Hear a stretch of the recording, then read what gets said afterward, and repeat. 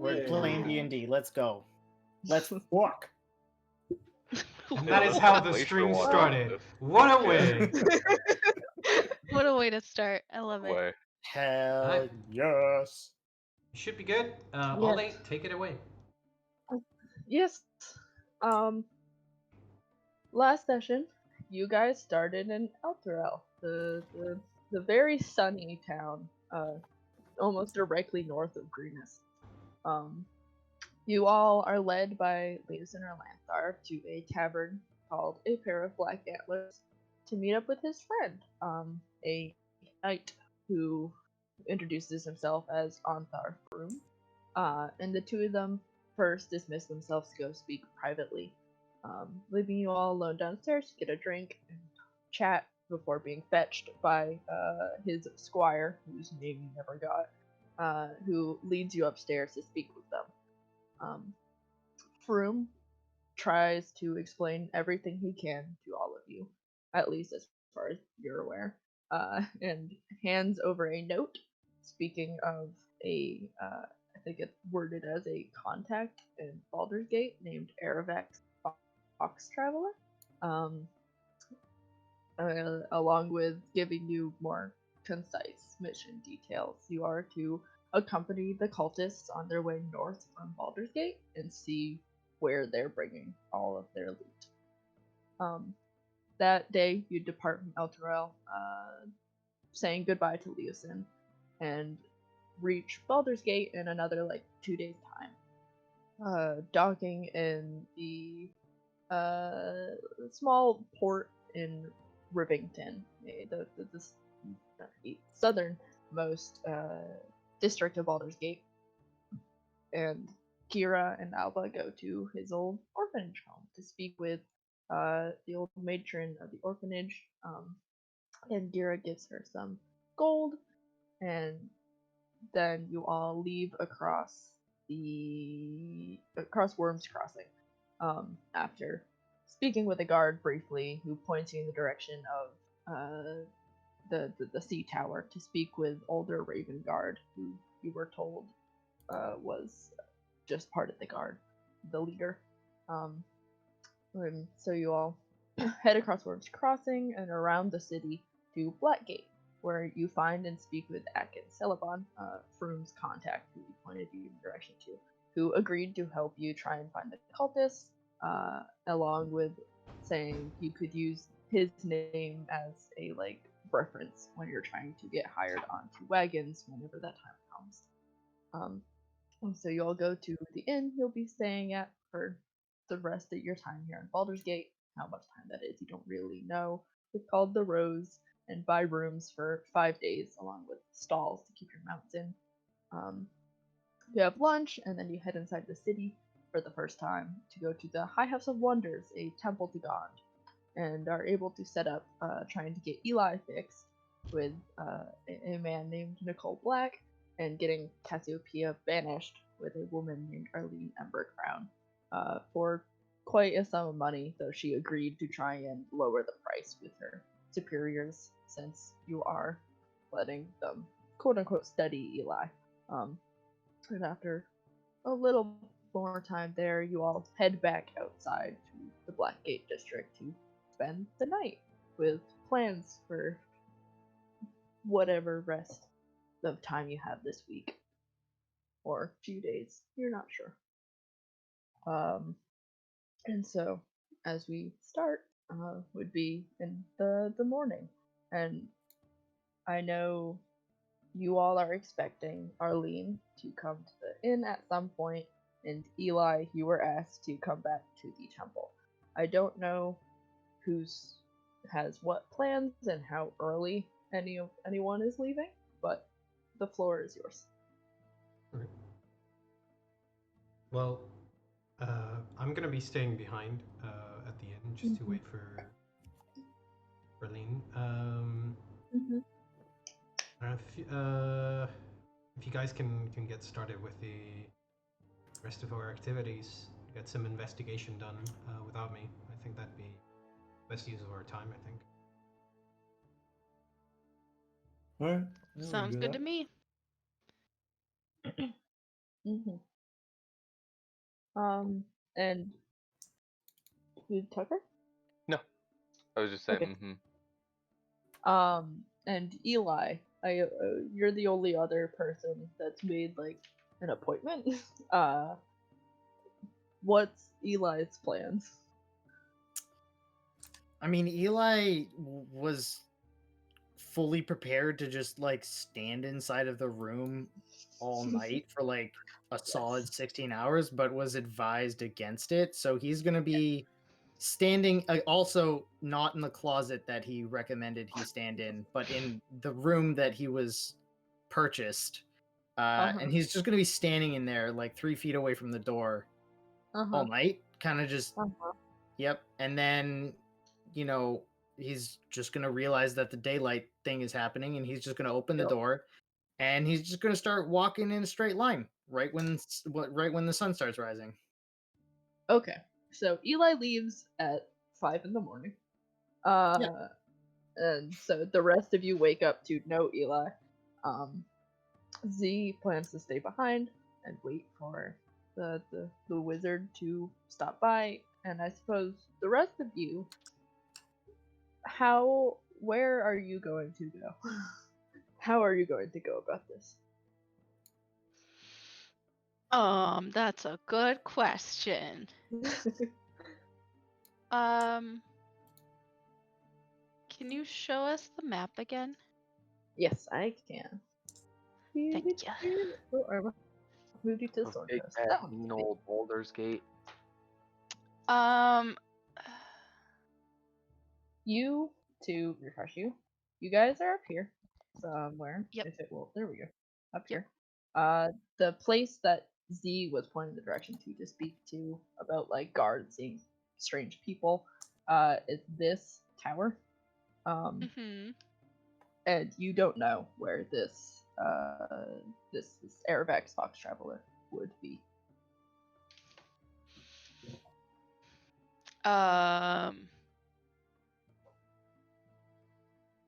Would I know where to start looking for somebody with my more I guess, your experience? yeah.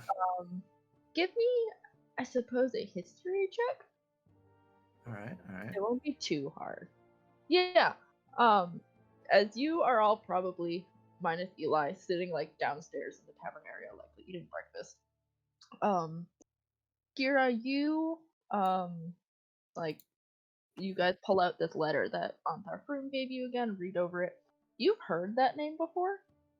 You're not exactly sure where and in what context, but that alone can tell you that it is likely a name that lives in the outer city, which greatly narrows down your search. We'll explain that to the party, that it's likely that we will find them in the outer city, not in Baldur's Gate. All right. So we have a direction. That's a start. Might as well leave now, right?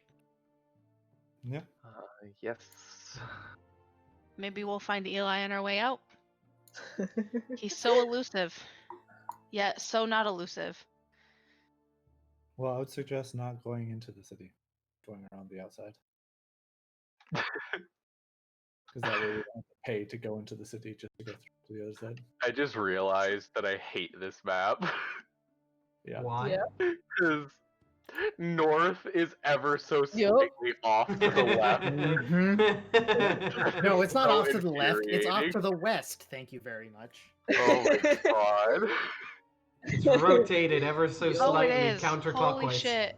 Yep. Like, why couldn't they just rotate it so that Nope. north? Oh my god, Ready? it's so infuriating. Okay, sorry. Ready? Uh-oh. Are you doing the thing? Oh You're no, just gonna don't do it. rotate It's a the map. trap. Let's go. Yeah. You're doing the There you go. thing. No, a little bit more. A little bit more. I hate I this. need That more. doesn't feel better. Feels better to I me. don't feel better. Oh, Please, hey! Hey, something important. Worms Crossing is perfectly north-south oriented. Oh, The bridge is perfectly north-south oriented. okay. Oh, yeah, it is. Okay, when That you doing that and putting it back helps me put things into perspective a little bit better. Yeah. So thanks. I'm Also, glad. that means that the Black Dragon Gate is the northern gate, like true north gate, and Yeah. this Mhm. gate is the true east gate. Yeah. Okay. Mhm. Okay. See, when you're pointing things like that out, I'm just like, okay, I'm seeing where. Mhm. Cool. Can I just They point out formatted this to the that- north south. us going Hmm. around the wall like this is effectively us driving up to a toll booth and then just pulling off and going around the booth. Exactly. Yes. We'll even wave. Sure It feels will. like it feels like something we're going to get in trouble for. No, there are non-toll roads for a reason. Yep. True. And you are allowed to take Yeah, them. but It's not that illegal. isn't a road. Is my point. It's not We're a just road. going cross country, Listen, it's not blocked with like and I don't you think know there is a non-toll road in this area. spikes like or anything. So into the free reign. road. It's Listen. like pulling off road into the trees. Let's Think go. about it. Think about it this way, right? Wizards. I bet wizards can teleport into Baldur's Gate for free. Ooh, good Wizards can point. do whatever the fuck they want. That's why they're wizards. Yeah, I mean, Also, Wizards ain't gotta pay no fucking tax. They gotta pay anyone that can material use costs, teleport, dude. no fuck is gonna stop you. also, in the I think anti-magic the field. more that Galeen walks in various different types of terrain, the better for the whole party. True. You need to get your land legs. Yeah. So, you guys are taking the forest around to the other side of the other city, which would slow you down if you didn't have Kira in your party. You're welcome. The Thanks, most Miko. humble. I made this trip many times. And Eli's already gone. Cool. Yeah, it's probably like not 5 a.m. by the time the rest of the party leaves the rose. I imagine it's somewhere closer to like 8 or 9. And Natural Z, you stay thing, behind.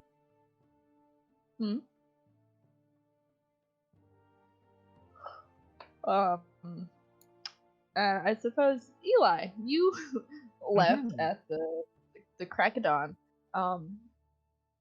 and went into the city. The guards didn't stop you, and to where you know the High Hollow Wonders to be.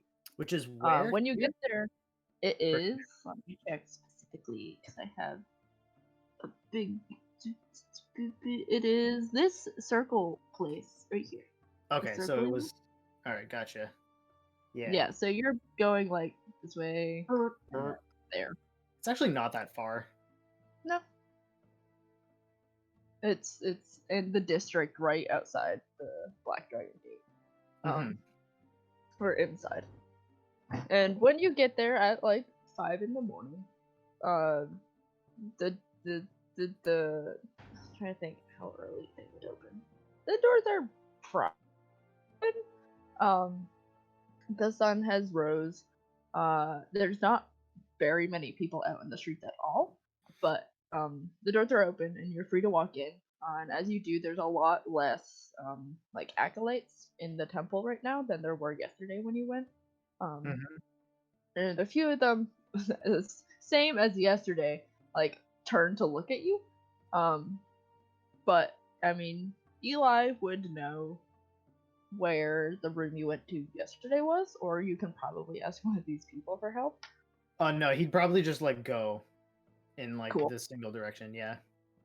Then yeah, you head off through the temple, and reach the doors where you know this room to be. And you like reach one hand out to like do the thing you saw people doing yesterday, or the gnome lady who led you around yesterday doing, like to open the door. And as you like press your hand up against it, it just doesn't. It just doesn't open? No. All right, Eli will just stand there and wait patiently. Okay. Yeah.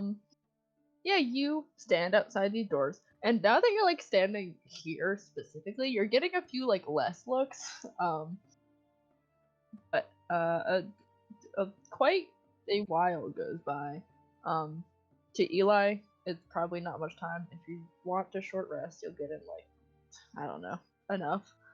Yeah, we're pretty much just assuming that at all times Eli is short resting so that he's always got like 16 healing Mhm. elixirs until the point Mhm. comes along when he doesn't. Yeah.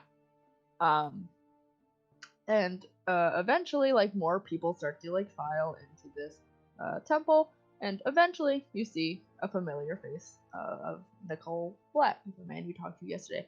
And despite the hot weather, he's still wearing like a coat. And he has like goggles on his head. And as he's walking in, he looks up and he's like pulling out some like keys, uh, and sees you and looks a little surprised, but gives you a smile. And he says, "I didn't expect you here this early. I hope I didn't keep you waiting. You could have probably gotten someone to let you in." Nope, I'm good. All right. And he takes the keys, and there's on like the right side of the door, there's a spot where he puts the keys in and turns them, and gestures for you to move a little and opens the doors. And as you step in, I assume after Nicole, um, you were here yesterday. It's not a very big room though, so you were a little crowded. hmm And you like uh, finally can get a chance to like look around. Um, Give me a perception check while you're at it, as I described it. As Nicole like walks in, uh, it's it's a little, it might be a little strange to Eli. Um, like it looks like a pretty standard study. With like standard study things, like there's a desk pushed up against one wall with a lot of loose parchment and bound notebooks on it, and a large bookshelf filled with books with like spell scrolls on the bottom. Uh, Artificer's tools in one like corner. There's a like set of armor and a greatsword. Uh, you get the deal. But the possibly strange part is maybe you're standing in a room with several now like deceased creatures that look similarly to you. Um, Not all of them are like metal and brass and appear to be hailing from like Nirvana, but the modrons that you do see are definitely things Eli would recognize from his brief existence there. That I don't think he has many fond memories, memories of. Um, which I don't know how Eli feels about that. As you get a chance to look around, and you see just like basically carcasses in this room that Nicole does not give a second glance. Oh, they're just spare parts. Mm-hmm. Yes, that's fine. Yeah. I mean, they're not. They're just bits. In fact, they might slap bits of those on Eli, so he's like, I wonder if this part would look good on me. Does this make my ass Uh-huh. look fat? Like that kind of thing. Yeah. Also in this room is stuff like there's several like large chunks of clay in one corner, uh, like some of which resemble different body parts, and a tiny little like bat-like goblin creature in a jar up on a shelf. Um, and like in one corner is like a large, very cat-like steel uh creature curled up in a corner. Um, and maybe the most out of place is up on like a high shelf, surrounded by like knickknacky items. Is what appears to be just like a small weasel. It's like little heads resting on its paws and peering down at you with its small dark eyes. Appearing to be the only other living thing in this room aside from you and Nicole. And as he leads the way in, he kind of like puts his stuff down by the desk, and like turns to speak to you over his shoulder as you're looking around. And he says, I have some notes from yesterday. I tried to look into some things we could do to fix what you talked about. You mentioned your mental capabilities have been damaged, and something about flight. Yes, I should be equipped with the arcane ability to fly. However, I cannot. There is no other way to put that. I should be able to go all whoosh and zoom and stuff, but I can't. I understand. And I also understand that you fell out of the sky at terminal velocity and likely left some parts just damaged. Oh yeah, there may be bits of me sort of scattered all about Faerun. I mean, I don't know, somewhere generally around. I have most of me Oh. though. Yes, it appears you do. The fact that you still function is rather wondrous, actually. I didn't imagine a modern like yourself could hit the ground with so much force and still be capable of function. Well, if what you say I is did kill a kobold. I think You he cushioned the also blow. said that yesterday. Yes, perhaps. I don't know if a kobold's usually rather small. I have met one or two before here in Baldur's Gate. Yeah, he was about the size of my thigh, sort of. Yes, that sounds about right. And as he like puts his stuff down, he turns to you, and says, "This office does not belong primarily to me, so we might get some visitors if that's all right with you. At the very Friends. least, great. At the very least, we'll see my apprentice here at some point today. I do not know when she will show up, but Fun. hopefully not too long. She is a good student. She should not bother us too much. Now, I believe, did you call your arcane flight, the the part that would make that happen? Did you call that something yesterday? I believe it's a module. A module. Would you know where that would be? If you give me a map, I could probably do the calculations. He like smiles a little and turns to the bookshelf, and starts like looking down like the lines of books, and eventually like pulls out one, and you see on the front is another creature that looks like you, and starts flipping through it, and he says, "Now we don't get modern or warforged like you often on the material plane. A lot of the time you stay up there in Mechanus, so we don't have very many studies on you, but, and I'm sure you are unique, but this is flipping through the pages. This is about the best we have." And he like turns the book out to face you, and it looks like another warforged, and it doesn't look quite like you, but you can obviously recognize like that's like the same chest plate you have, and there's definitely some different pieces though. That's a bit of an older model.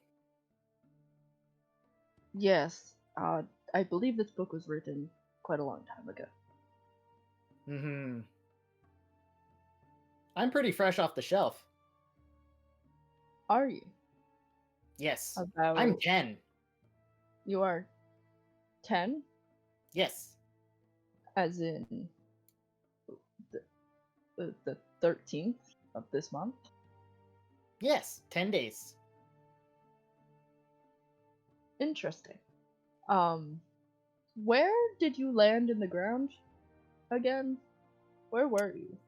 I landed roughly 143 meters off the northwest border of Greenest. Oh, interesting. All right. Well, Eli, I suppose if this will not do, we'll just have to try and work around it and see if I can figure out where and how to fix this on your own. It might take more than one day, though, if you are willing to return. I have so much time. In fact, I don't think I can die. Unless I suffer enough physical harm. In which case, I might explode. explode. That's not good. I mean, it makes sense, but that's not good. Granted, I am full of healing potions, so I would incinerate and heal everyone around me. Interesting.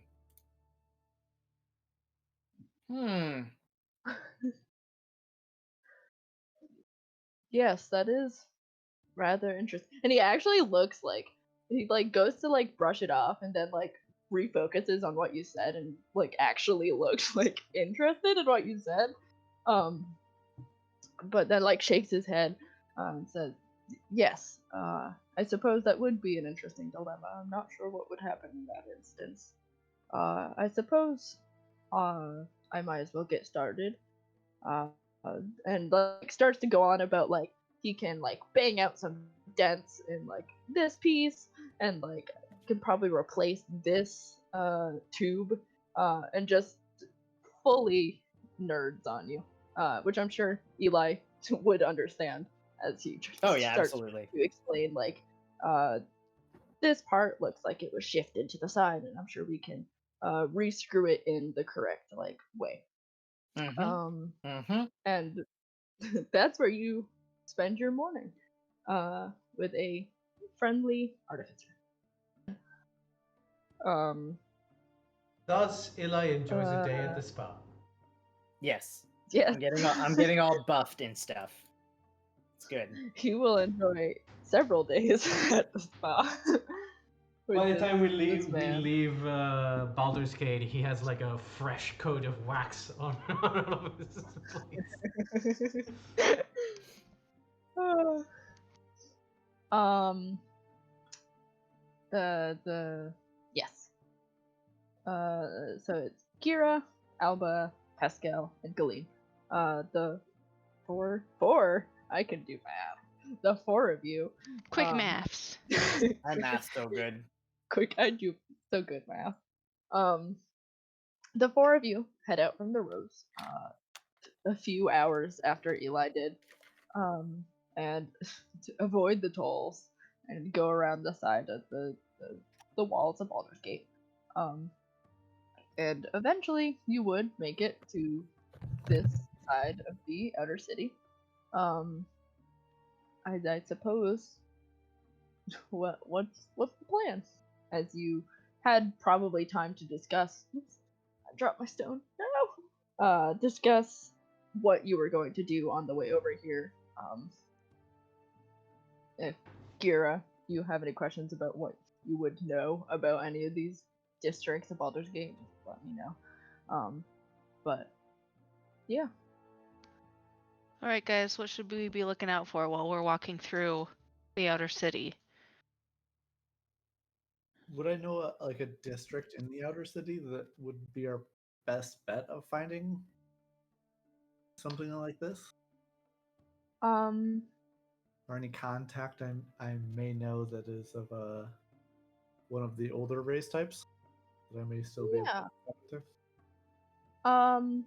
So most of the people Gira knows would be in Rivington, obviously, and probably kind of like slowly getting less as you move further towards the inner city, as you spent more time for closer to your home. Do you think Gira spent a lot of time with this like other thieves, like being around? There's other thieves who you think he would know, maybe somebody who would know someone of this shady type? I believe so, considering how he had to leave. Uh-huh. Okay. I'd be pretty confident he would know some of the shadier types. Yeah. I mean, for sure. Yeah. Let me double check. And thus, the party joins forces with the Thieves Guild. Yeah, it's my favorite quest. Guild is inside the city. Yeah. Favorite quest line.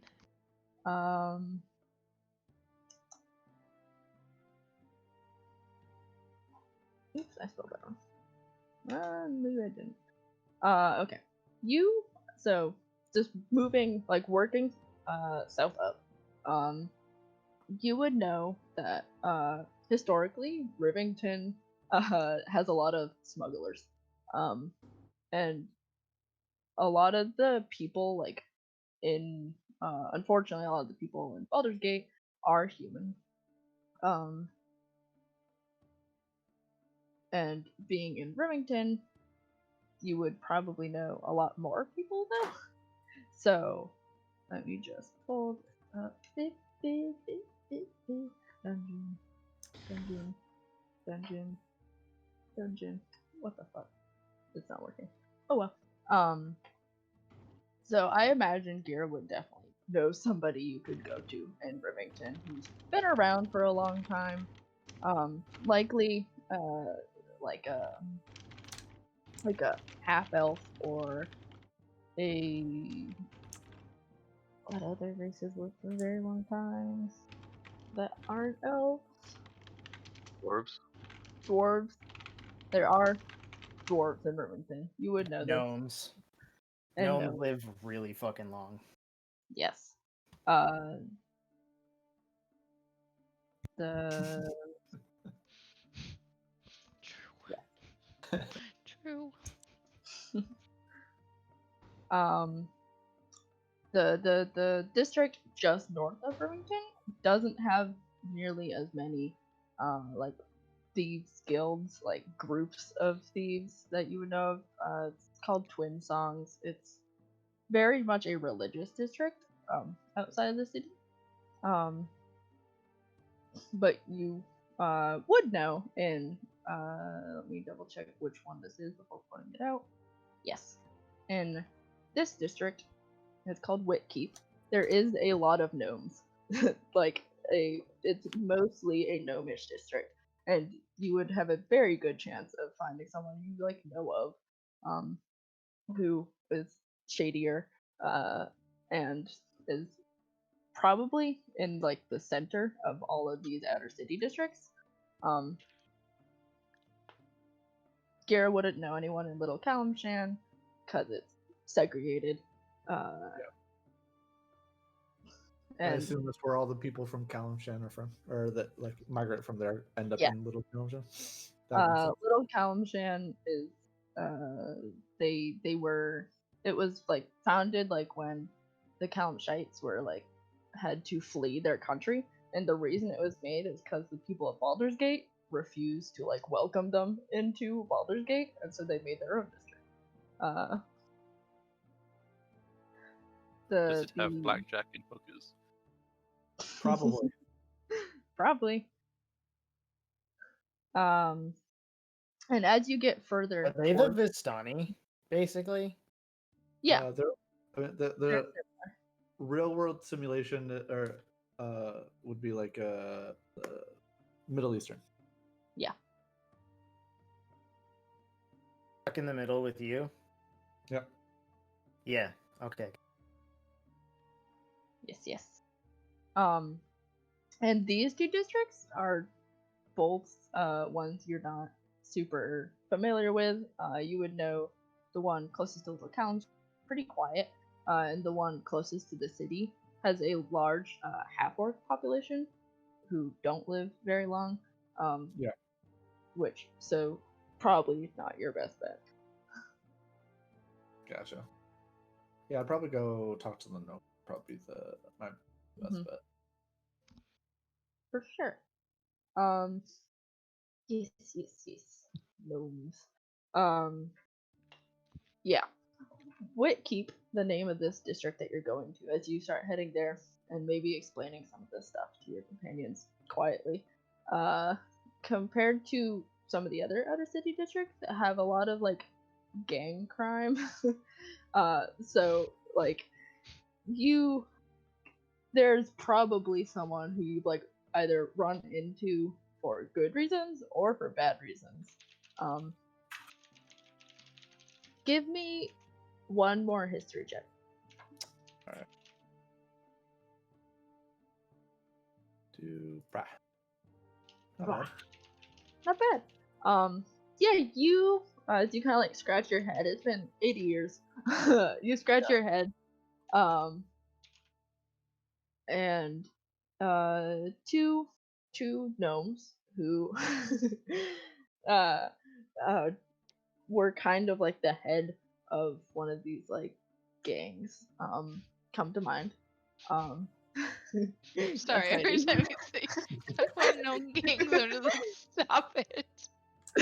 Okay, I'm sorry. I'm gonna mute myself because I'm gonna just keep giggling. uh it was a pair of sisters who were kind of like in charge of this small group. Whether or not they're still in the place you remember them to be anymore is another question. But you would know these two sisters and know where they used to be. Their names were let me grab them. Gnomes have weird names, don't they? Do you have Yes, They they do. do. Mm-hmm. Uh-huh. Very weird. in fact. To I be mean, fair, those are weird creatures. to be fair, all of the races have weird names. Yes. Gnomes are like That is. I'm Fairy Hotbottom. That's a gnome name. They're the Hotbottoms. I'm using that. I like it. The That's a Hotbottom good name. gnome sisters who run a gang. And they got hot bottoms. and they got hot bottoms. Look, people just assume they're the type of gang to run a brothel, but then you realize they're the type to run arson strikes. Yeah. But yeah, you would know of these two sisters, the hot bottoms, and you would know where they used to hang out. It was like a small, like not a tavern, but like just a place where they hung out. That they also did probably like drugs and alcohol. So it's how. Their hangout spot. I gotcha. Yeah, Their pad their pad. or safe house, depending on how intelligent they are. If they've been around for 80 years since you left, probably safe house. Yeah, most likely. But yes, I assume you head in that direction. Yeah. Cool. And I would gesture for Galeen to cover her armor a bit more. Mm-hmm. Okay. In what way do you need me to cover it? What parts need to be covered? And just have a big cloak on all of it. Okay, gotcha. I just wasn't sure if you wanted my symbol covered or everything covered. Well, I mean, paladins aren't usually a good thing for thieves. Gotcha. Also, to make this abundantly clear to everybody, we're going to meet thieves. And you say they're gnomes? Yes, sister. I've never met a gnome before. This will be interesting. You've Yeah. never met a gnome before. I would suggest to not make a cute butt joke at their expense. We've heard it a billion times. It'll just be bad, I promise. Listen, sometimes I feel like you confuse me for an idiot. I'm making this an apparent thing That's for fair. all of us, which includes Heskel. I'll just blink. Damn. Haskell's like, you right. I needed I'm- that. You're essentially saying, Galeen, I'm not calling you an idiot, I'm calling Heskel an idiot. And then I'll take like a cloak that I have and I'll try and Mm-hmm. I'll put my I'll try to hide my shield a little bit more than I already have, and then Mm-hmm. yeah. For sure. Is just out of curiosity, is Alba in like her armor, or is she just out and about? She's just out. She's carrying her armor with her in a bag. She's not actually Uh-huh. wearing it. Cool. Okay. Then yeah, the four of you make your way through the outer city, out towards where Kira, you know where these gnomish sisters are, the Hotbottoms. And as you get to Whitkeep, you see a lot of the houses get a little smaller, and you make your ways down like the street and then cut off into a side alley, where it is a lot more dangerous, as you would know. Instead of traveling on the main road that leads directly into Baldur's Gate. And heading down this back alley, you take a right, and then you like take another right, and you see the old building that you know these people used to hang out at. The doors are closed. There is some noise coming from inside, but there's nobody outside. Alright. Probably tell them the rest of the party just to hold back for a bit. Let me introduce myself, make sure that I didn't do anything that fucked with them at all. I don't want you guys to be caught up in that may have been previous drama. Hopefully by now they've at least forgiven it, because it's been like 60 years since I was here. So Okay, sounds good.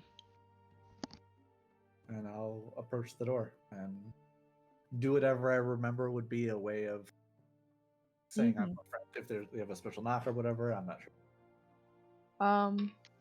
Yeah, I'm sure they do.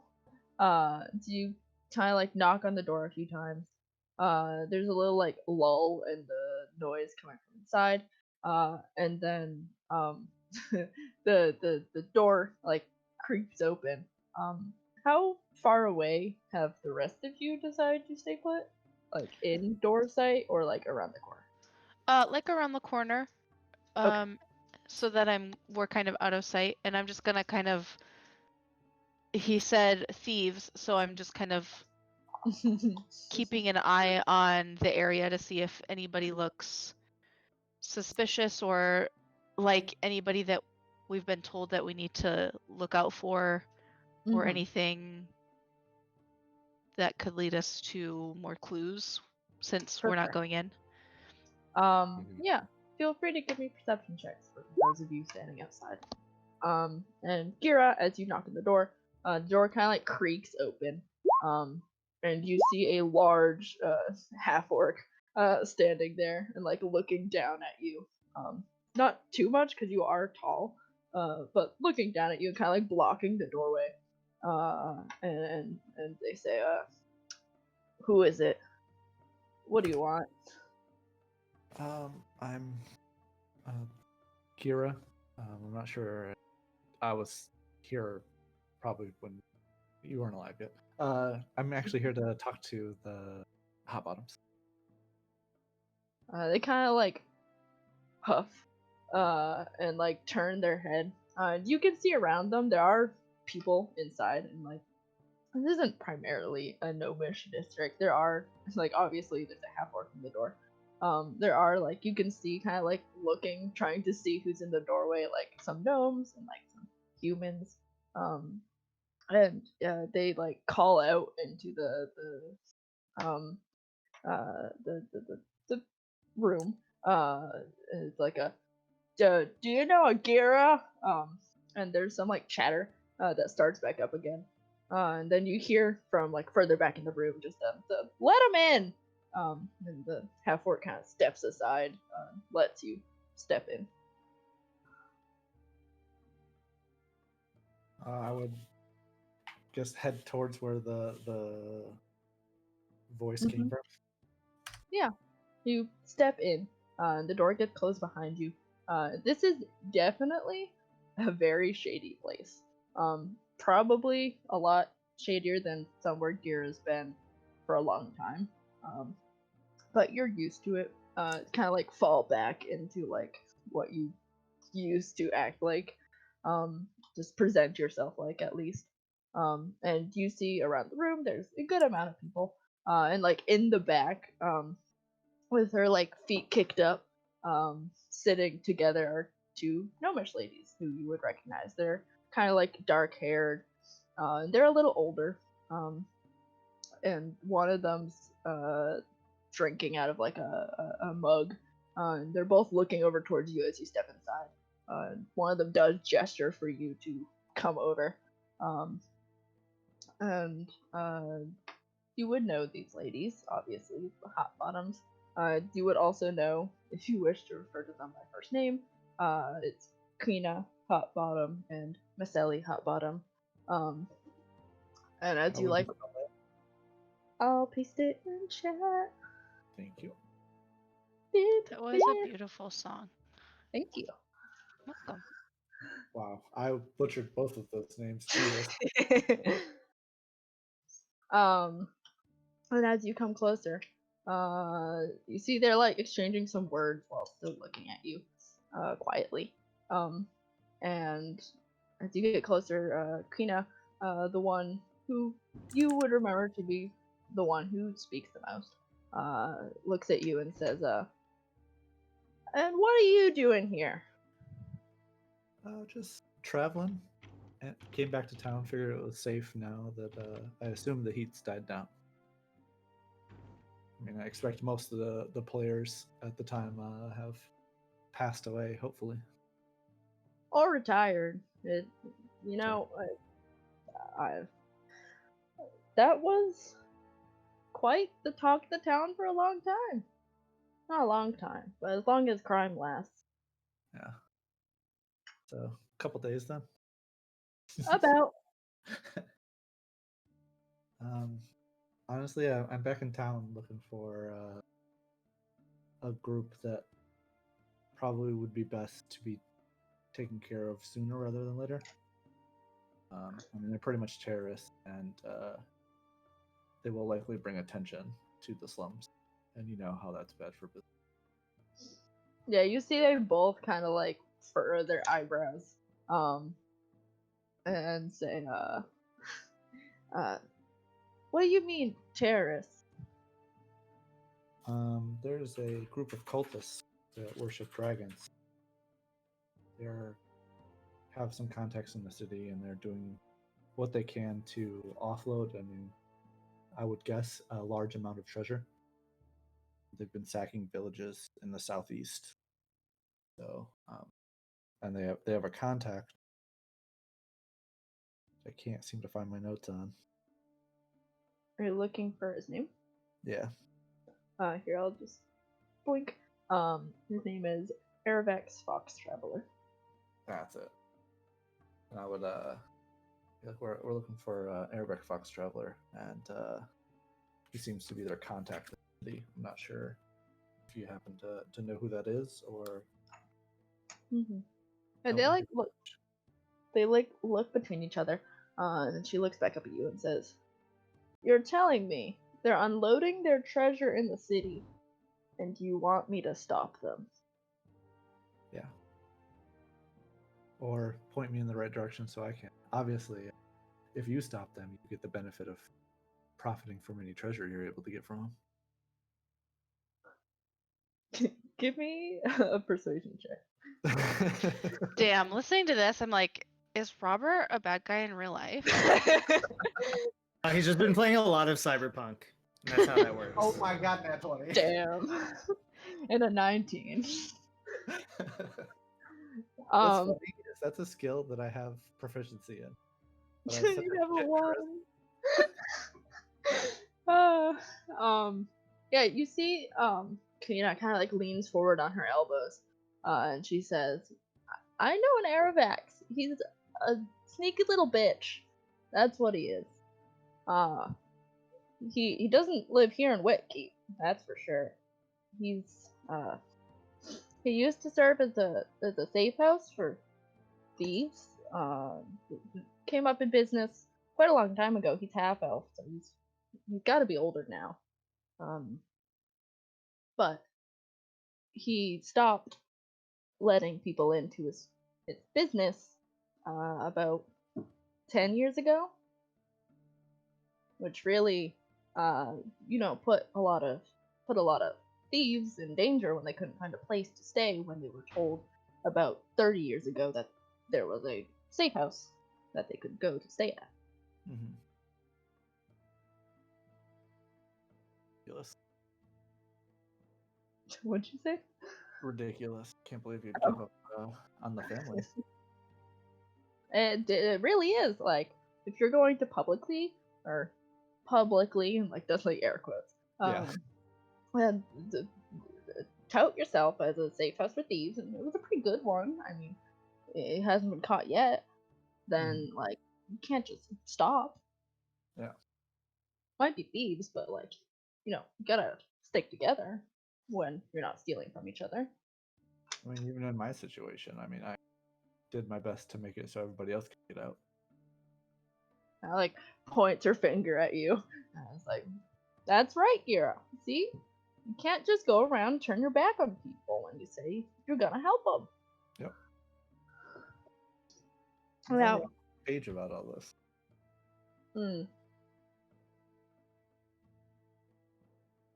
Yeah. Do you know roughly where he is? If I can get in contact with him? Oh, and Arabax. Yeah. For sure. He lives in, like, snaps her fingers a few times as I check and make sure I have the right one. Yes. He lives in Norchapel. He's pretty close to the outer sides of Norchapel. It's like over here. This is Norchapel. I mean, if you haven't been in, how long have you been gone from Baldur's Gate? Like 60 years? Ah, yep, sounds about right. If you like go to the main gates of Little Townsend and then just head like directly south, eventually you'll find it. At least that's where the old building used to be.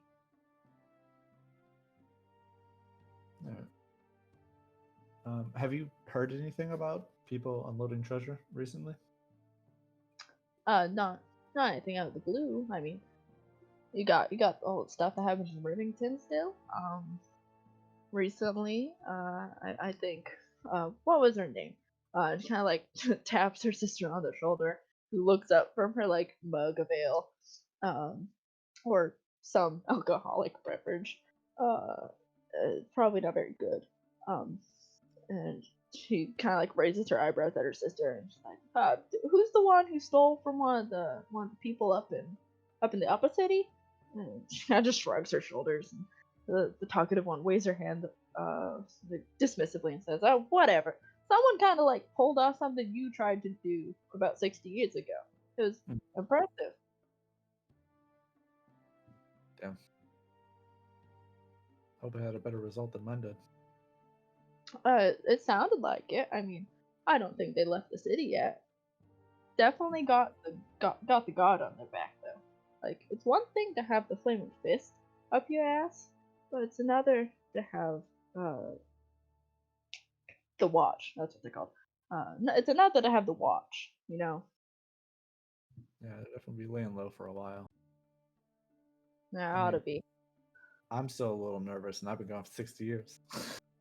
Well, I doubt any of those asswipes remember you. I mean, you were like this big when you left.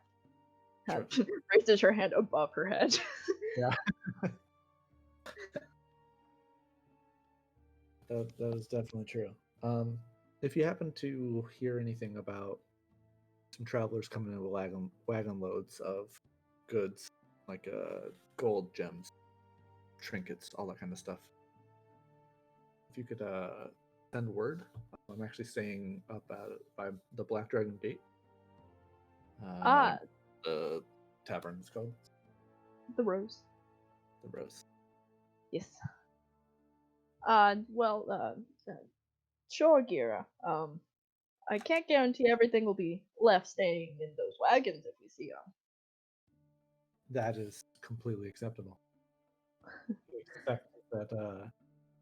Honestly, I'm not even here for the goods that they're bringing in. I'm here to stop them because they've been.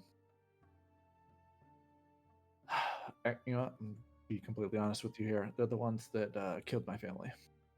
That's why I'm after them. Oh, Gira. I'm sorry. It's all right. You know, I'll make sure to keep an ear out to see if anyone spots travelers with wagon loads of goods. I mean, I can't imagine they'll get through here without someone Yeah. opening those doors. And they'll likely try to use our fences to unload some of the goods because they are ill-gotten, all of them. Yeah, I'll make sure to keep an ear out. I'll spread the word, or at least best I can. Not, like that fox traveler bitch. Not all thieves around here are willing to help out a brother. Yeah. Like, Any information you can provide would definitely be incredibly helpful, and just for helping me out here with the information you've given me, he'll pull out 5 pouches of 5 gold pieces apiece and toss them to her or onto the table. Yeah, she like smiles up at you and like wags her fingers, like, "Yeah, I knew I was forgetting something, Gira." Don't worry, I remember. Okay, sorry, out of character. Why does her accent kind of remind me of like a mobster, but also like I can't put my finger on it at the moment. I just It's like clicked a mobster and also Bernie Sanders at the same time. That's what it is. It's I'm sorry, go ahead.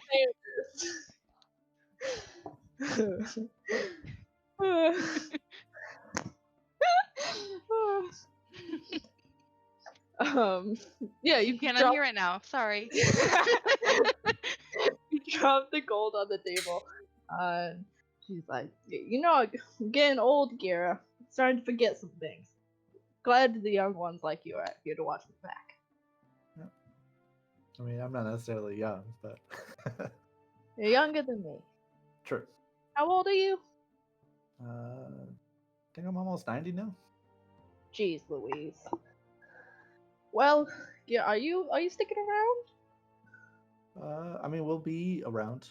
I actually have my party's waiting outside. I figure, honestly, they stick out, so I didn't want to bring them directly here. Got like, wait, all right. Well then, yeah, I'll make sure to send word to Rose if I hear anything. Is the innkeeper trustworthy there? What was that? Is the innkeeper trustworthy there? Oh, yeah. All right. Now then, I'll make sure to send word. I'll probably have someone else bring it. We don't leave Whitkeep very often. Not anymore. Yeah. That works for me. I mean, if you'd rather, I could always swing by when I get a chance to, like once every few days. Oh sure. If you want to come by, play some cards, maybe. Yeah. Sure. I think that'd be too good. You're a good boy, Gira. Good boy.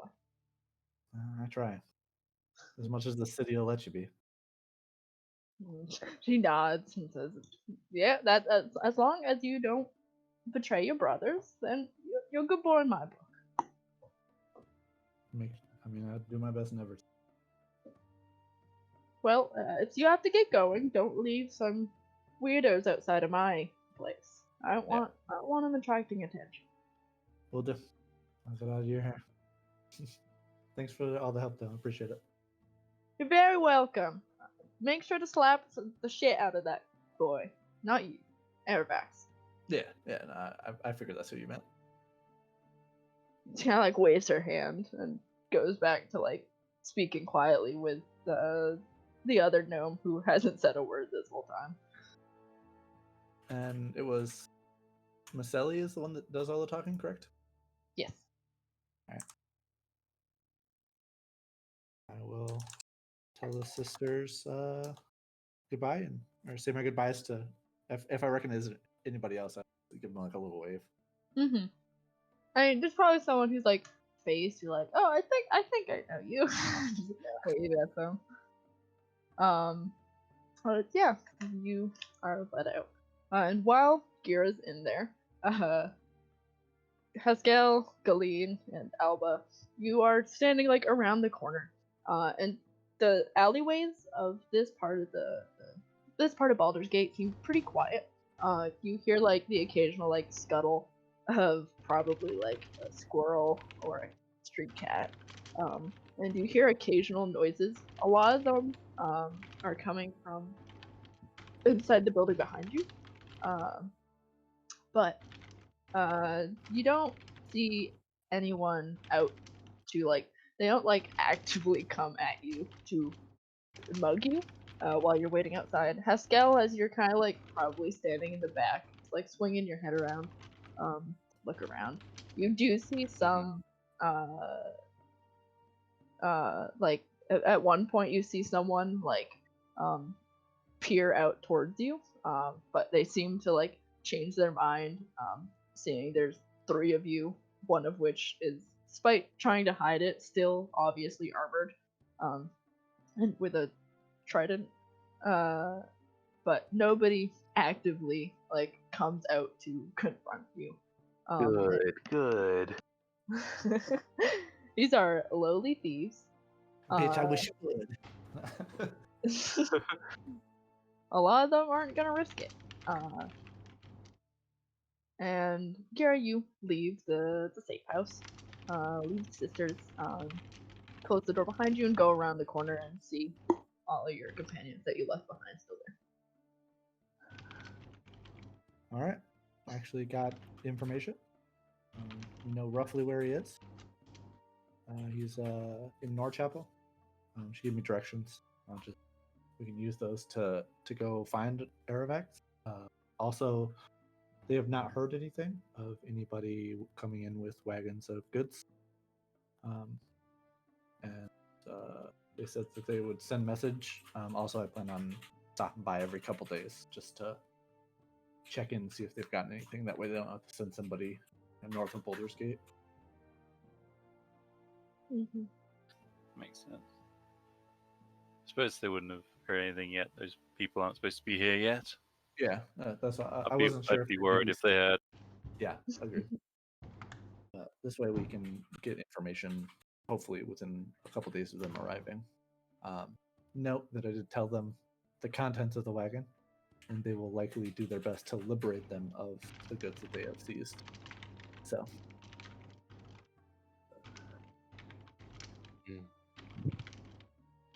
Just to give you guys a heads up, it's likely that most of it will be picked clean now that they know it's coming.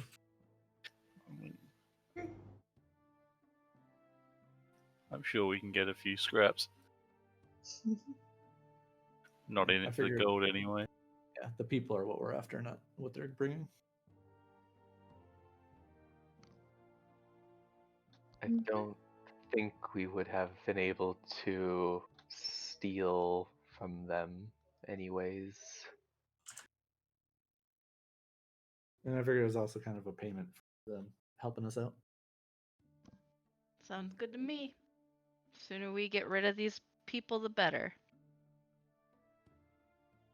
Now, do you guys want to go pay Aravax a visit, or do you want to wait for everybody? I say we wait for everybody to go do that. Yeah, it's probably for the best. Yeah. He's well known in the area. It seems that he's been, I would guess, dealing with the cultists for the past 10 years-ish. Because he gave up being somebody who had safe houses for thieves that were on the run, had heat on them. So he gave all that up about 10 years ago, and most of the thieves down here are very tight-knit. So when you betray one, you upset the entire group usually. So he's on the outs with them, but it seems that he's been getting at least a hefty handout from the cultists, would be my guess. I see. Was there any mention of any other specific names, or was there not any other information divulged? I don't think they know much. I mean, they didn't even know the cultists were in here, so they haven't heard anything of them. And I mean, they only know of Aravax from, mainly from the early days. They haven't obviously kept in touch since turned his back on the thieves. All right. Well, then it looks like we kind of have our work cut out for us. Yeah. definitely got ears to the ground though. All right, do we want to head in and go grab Eli, or head back to the tavern? I feel like maybe one of us head in and grab Eli because the whole city thing. One Alright. gold piece. Yeah, I think that makes sense. If he says I know it, I can go get him. I don't I care. don't- I Either don't way. mind. Yeah, or Alba. I know that she probably like to go talk to them again. So Yeah, it'd be interesting to talk to them again. Might get some help with some of my equipment. Sounds good. well, I guess we'll leave you to do that then. Okay. Cool. You all leave Whitchapel. No, Whitkeep. I just combined the names of two districts. Whitkeep. And out towards the main city. Departing from Alba to go around the city walls. And Alba to go in, being taxed 1 gold piece to enter the city. And while all of that was happening, Z, Yes. you were staying behind at the Rose. I imagine just like probably downstairs, sitting around waiting to see the familiar face that you're looking for. Actually, probably not. Because I would No? have wanted to have a few words with Cassiopeia before Mhm. they have to go. Just have a little bit Mhm. of chat, ask her if they're good with getting back to the Beastlands, and once again thank them for all the things you've been doing for us. It's been a pleasure. Yeah, you go out back and you speak with Cassiopeia, who kind of like is is okay with being sent back to the place they come from.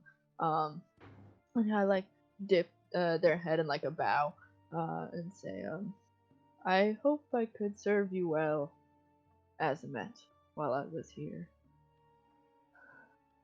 Yeah, you were incredibly helpful. Thank you again.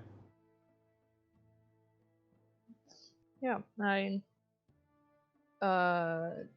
I guess how long do you spend out back? Do you go back around to wait for Arlene? Or do you just stay back here and hope she finds you? No, I probably spend like a good 10 minutes around here just chatting a little bit with Cassiopeia, and then I'll head back to the tavern to wait for Arlene. Yeah, and Cassiopeia's happy to talk. If there's anything specific you want to talk about, go ahead.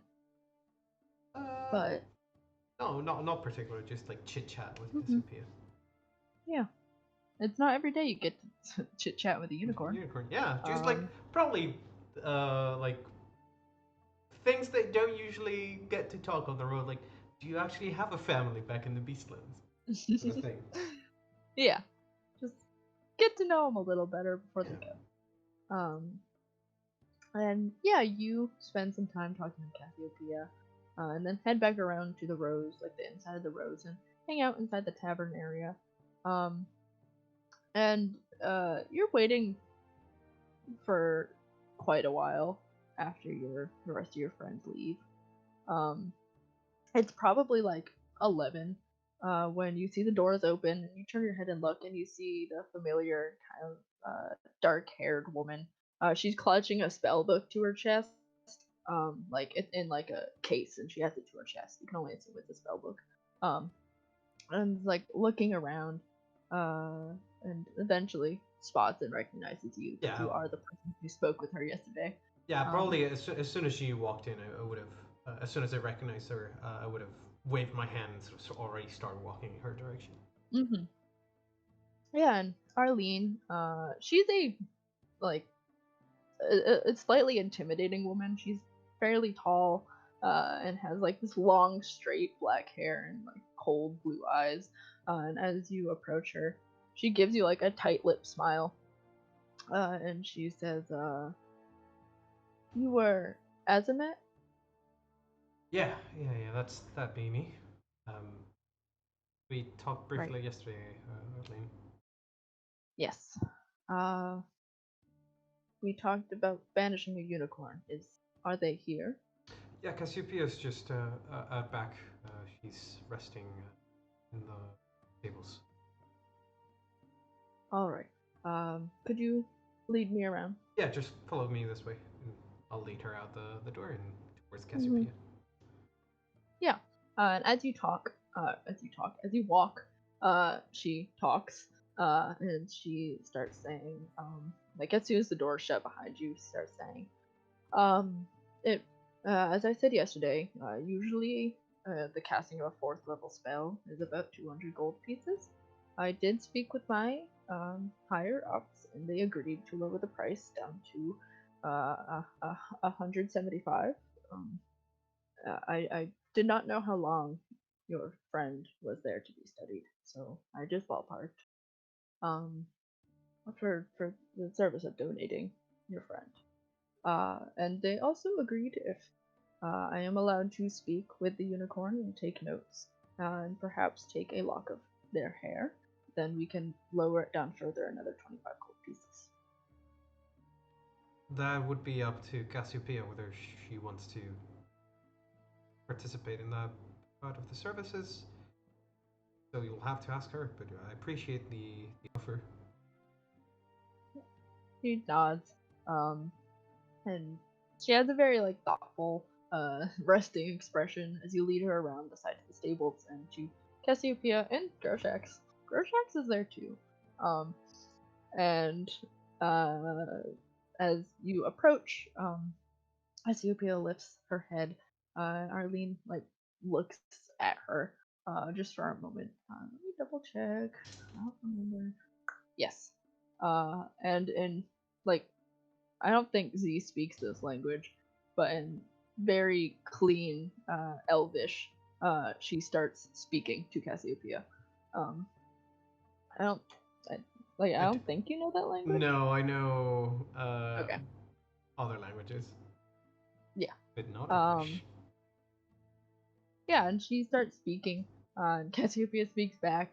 And eventually, Arlene turns to you again and says, it seems that she is willing to do so, thankfully for your bank account. It should not take too long. I just have a few things to get answered, and then we can go ahead with the banishment. Is it alright if I wait around here? I'm just would like to get a few words in before you could proceed with the stuff. Of course, that's just fine. And as she's speaking, she's like taking her spell book out of the case it's in and like flips it open to like a blank page. And you see her like snap her fingers, and a quill apparates in her free hand. And once again, she turns her head and looks up at Cassiopeia and starts speaking to her. And you don't understand anything that's going on, but it's an interaction, and they're talking for probably 15-20 minutes as Arlene's like writing these things down in her spell book. Like probably after the first couple minutes, I've moved a little bit away. I've gone over to Groshax, just like, did they get water for you? I'm like checking the water and then giving it a little bit of screeches underneath the chin.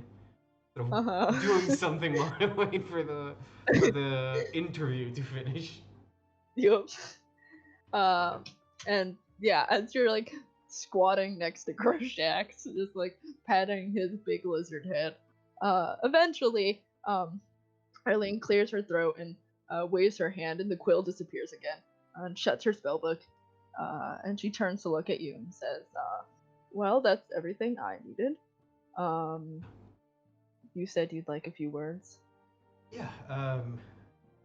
And I'll sort of get a little bit closer. And it's like, well, Cassiopeia, I suppose you're heading back to the Beastland. So, I mean, I just wanted to say, again, thank you for all the help. But really, I'm kind of gonna miss you. You were a little bit of a great companion to have for the short time we had you. Cassiopeia like reaches out and like touches her nose to your like head, And she says, I will miss you too, Azamet. Perhaps, if it is meant to be, we will see each other again. Yeah, that'd be nice. I hope for it. One more wild magic roll, guys. Just one more, one more wild magic surge later. Z leaves and starts casting Fireball over and over again. Oh. Oh. Um, I hope it. We do see each other again. I hope for it. But until then, I stay safe. I suppose. You too, Azamet. I'll definitely try. And she pulls her head away from your head. And Arlene's kind of just like watching quietly, waiting for the goodbyes to be over. And then I'll as soon as Cassiope is sort of pulling her head away, I'll turn to Arlene and give her a nod, sort of. Right, that's enough. And yeah, she nods back to you, and turns to you and says, I don't know if you know how banishment works. I'm going to have to cast it and then hold concentration for at least 5 minutes to make sure it's permanent. So try not to break my concentration, or we'll have to try this again tomorrow. Again. If it's quite alright, I'm gonna just make sure that no one gets in here, but I'm gonna stay as far away from you as possible. I've been known to cause problems with magic. She like raises her eyebrows and just like looks at you before nodding. All right. Look, if you want to ask, I have no problems in explaining it later, but go ahead and get started. Yes, of course. And she turns and is still holding her spellbook. And you watch as she does the somatic material and verbal components of banishment. And Z, as you're like stepping back, you're walking backwards, giving her space.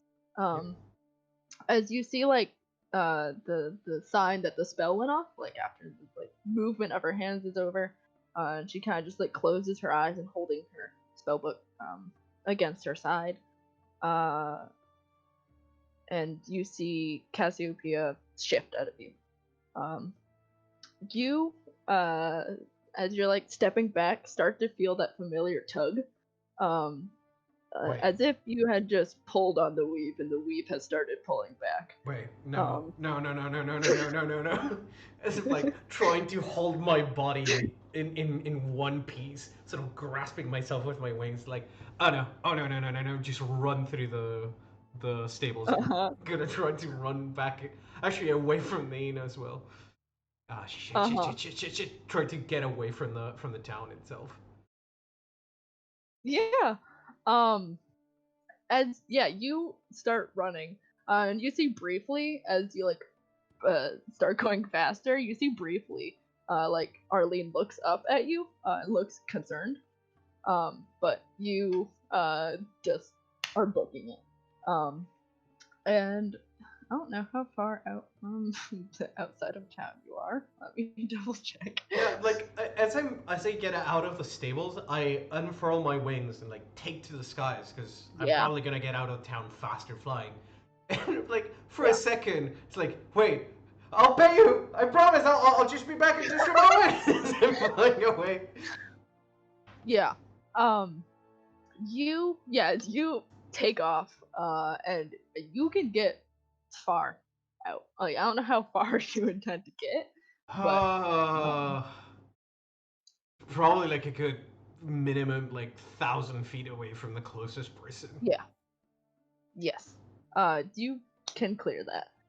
As time goes by, you feel this pressure just keep building. And as you get like far enough out there, you're like, okay, if anyone gets hurt, it's just me.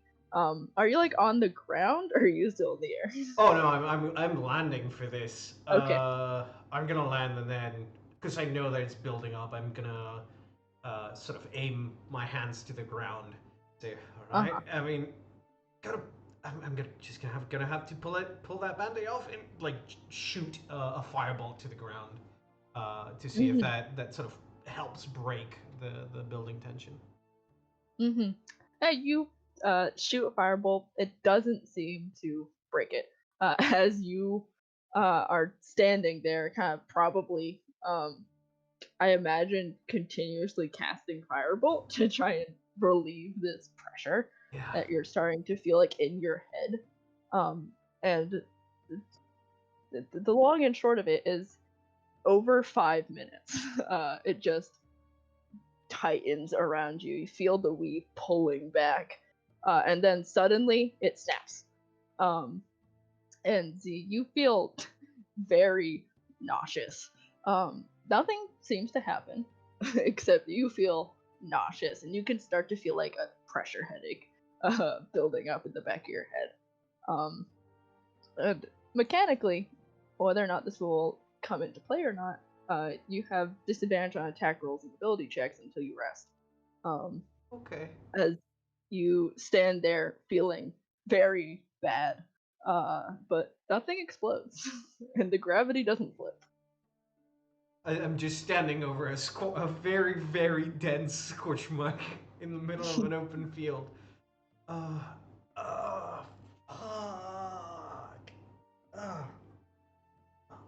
What's that? Okay. I need to get back to the tavern. I'm like probably trying to take off and like the physical exertion of just batting my wings is probably just intensifying the migraine. It's like, yeah, no, I'm walking. I'll slowly walk back to the inn. Just constantly rubbing my temples with both hands, just like ow, ow, ow. Yeah, you slowly make your way back to the inn, and eventually you're surrounded by people again, and then you see the rose, and you departed like directly west of the rose, and so you do come up towards the back where the stables are, and there's no Cassiopeia. There is a very confused looking Arlene Emberground, who turns her head as you walk back towards her, and starts towards you, looking confused and concerned after you just said you were bad at handling magic. Yep. Yeah, no, I'm okay. It's just back migraine. That's actually not the worst thing to happen to me. This actually the least bad thing to happen to me. Well, after SCP, I suppose. Sorry. I need to pay you. Can you come with me indoors? I just need to get something for my head and get the coins. Yes. Are you okay? Yeah, I think. It's just a migraine. It's weird. I never have magic affect just my mind. Yeah, no, I'll be fine. I'll be fine.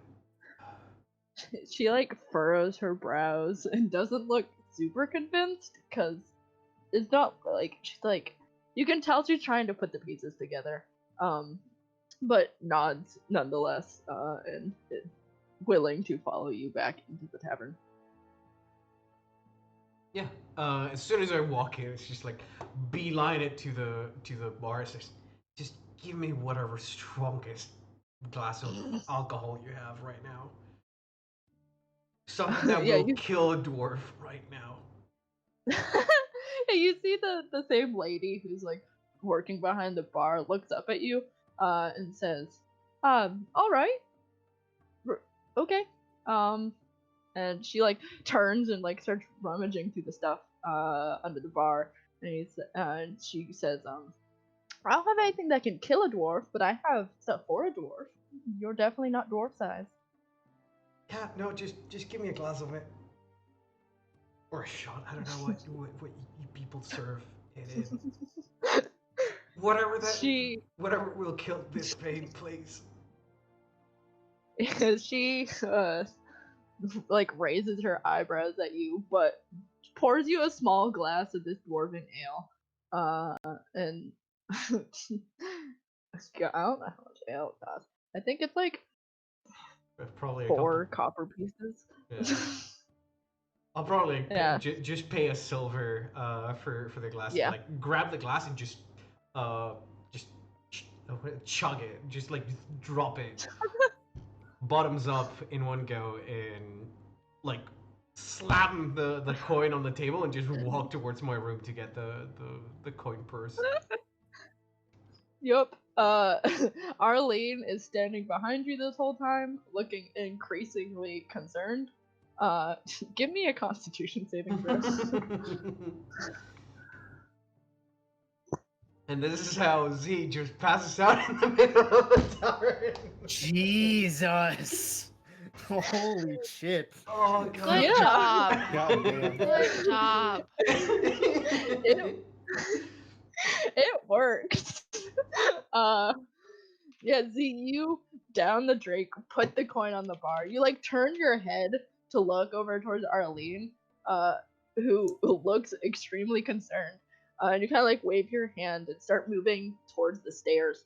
And you like take the first step up the steps and you're out. Oh, I love to imagine that like Z will never know of this, but like he falls forwards on the stairs, like slowly, dum, dum, dum, dum, dum, falls and slips all the way down to the floor. And something happens to Z after he passes out in the bar.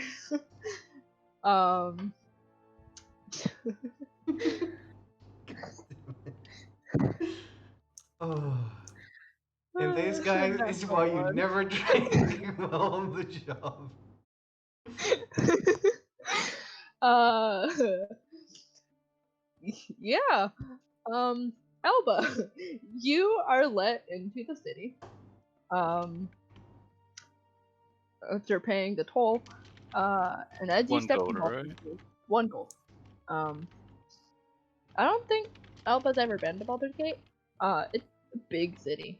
And as you start making your way through the city, I don't know if there's anything you want to do before you get to the High Hollow Wonders. Nothing in particular, I don't think. Okay. Then yeah, you start making your way through the city. And like the city streets here, you start to understand why they don't allow wagons and horses and dogs in the city because it's extremely packed as you make your way through, and it's not just packed. Like the cobblestone streets are slippery and it's very foggy. There are several people like carrying lanterns even in the bright daylight of like noonish, just to cut through the fog. So it's like narrow, windy cobble streets Yup. in the wet. This is basically London. I mean, Nice. Solid. Yep, I get it. you're not wrong. It is literally just London, but with a different distribution in terms of the river. And yeah, you start making your way up towards where you know the upper city to be generally. And like as you pass by, like closer towards the docks, maybe probably interesting to Alba as you like look out onto the Grey Harbor. There are entire like mechanical cranes working here that you can only guess was made by the artificers at the High House. Unloading cargo from huge ships onto the docks. And you make your way to Baldur's Gate, the gate that the city was named after, that leads into the upper city. There are several gates that lead into the upper city, but perhaps the first one you see, you try it and you get waved off and say you have to go through Baldur's Gate. Because, you know, in in London Pirate City, they have to tax you for everything. Which is Right. accurate both in game and real life. I don't remember how much it is though. They fucking taxing me again. Yep. Yeah, last time it was They 1 are. gold per person to get into the town. You gotta get into the upper city. You gotta pay again. You know.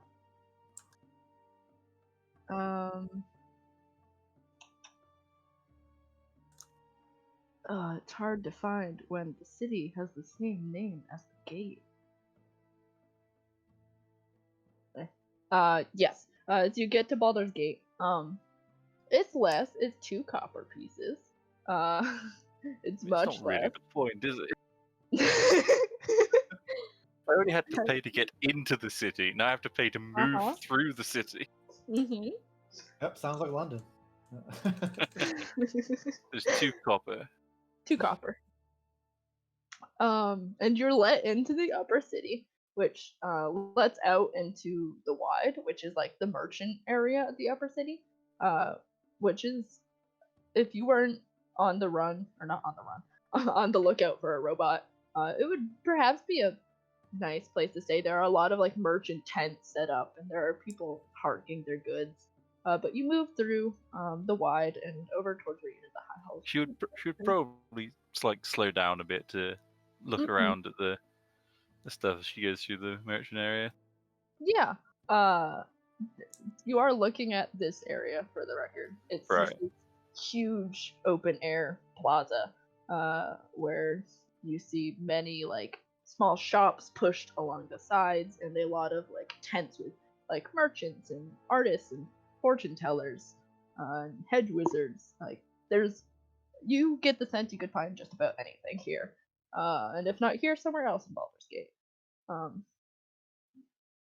And uh, as you move through, it's also like probably the nicest smelling part of the city. Pretty musky. It's like a lot of like spices and roasted meats that's just kind of like hanging in the air in this marketplace. And you head through towards the temple's district where the Temple of Gond is. And it's pretty easy to spot once you get within like the district itself. It's the biggest building in like the entire upper city, between the building itself and the museum next door. And you make your way to the High Hall of Wonders. And now that it's not 5 in the morning, there's a lot more people here again. And I suppose, are you going right in to fetch Eli, or do you wish to just hang around for a little bit and then go find him? I will go and check on Eli and see how things are going. And Yeah. then, depending on that, I might have a wander around. Yeah, you go through the building. You don't have quite the photographic memory Eli does, but you remember generally where you went last night. And make your way over towards the study.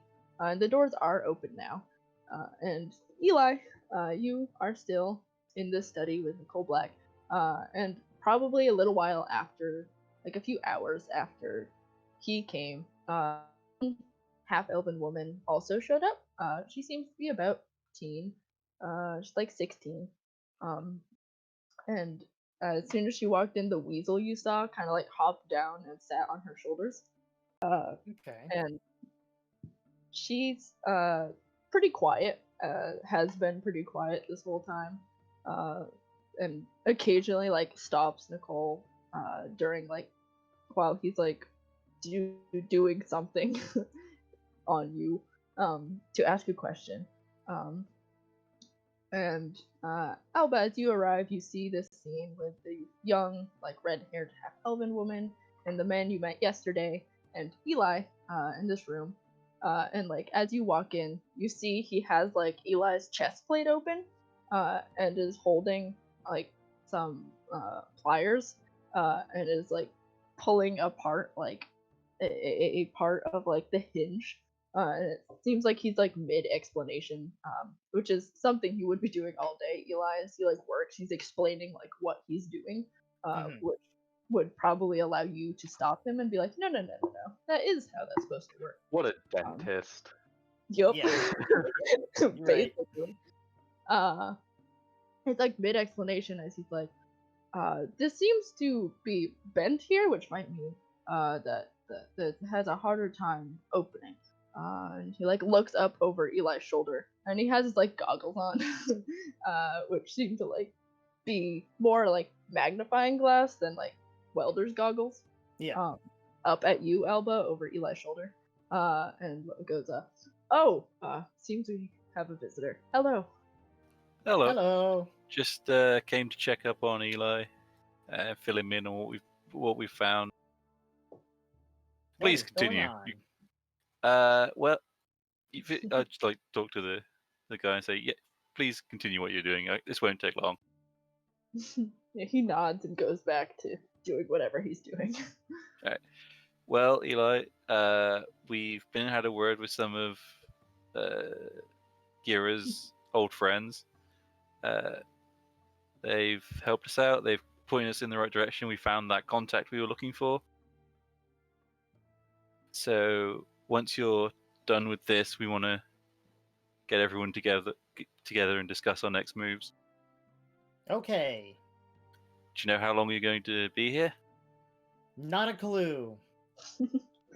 Nicole like pops his head up over Eli's shoulder again, and says, well, it seems our friend here has agreed to come back tomorrow, so if you just let me finish this up, then we can put off everything else. Just tomorrow morning. It'll be alright if you have things to If take care that's of. all right with you guys, and yeah. Sounds about right. Like waves his hand that he has the pliers in. Like, I mean, I do have other work to get done, but as much as I'd love to help out our friend here all day, it does free up some time for me to do the things I have to do. Well, we won't take up too much more of your time then. Just He smiles. Put all the bits back together where they're supposed to be. He smiles and says, "Oh, it's no worries. If I am desperately needed, somebody will come and get me. But yes, this should only I can put things back together and finish fixing this in 10, 15 minutes." Sure. I'm gonna go look around for a bit. I'll come pick you up in 15 minutes or so.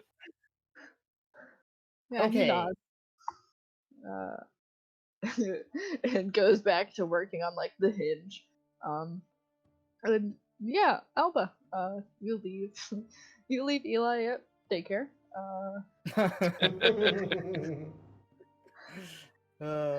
Sounds about right. I suppose, is there anything in particular Alba wants to go take a look around in? You're in the temple, and then there's like the museum next door. Well, it's tempting. Unless she does want to go to the museum, if she goes there, she's going to be a lot longer than 15 minutes. Uh-huh. So is there like a section that would deal with like metalworking and specifically armor in this place? You can only assume so. Right, well, you could go look for that. Yeah, you go walking around, and this is a huge building.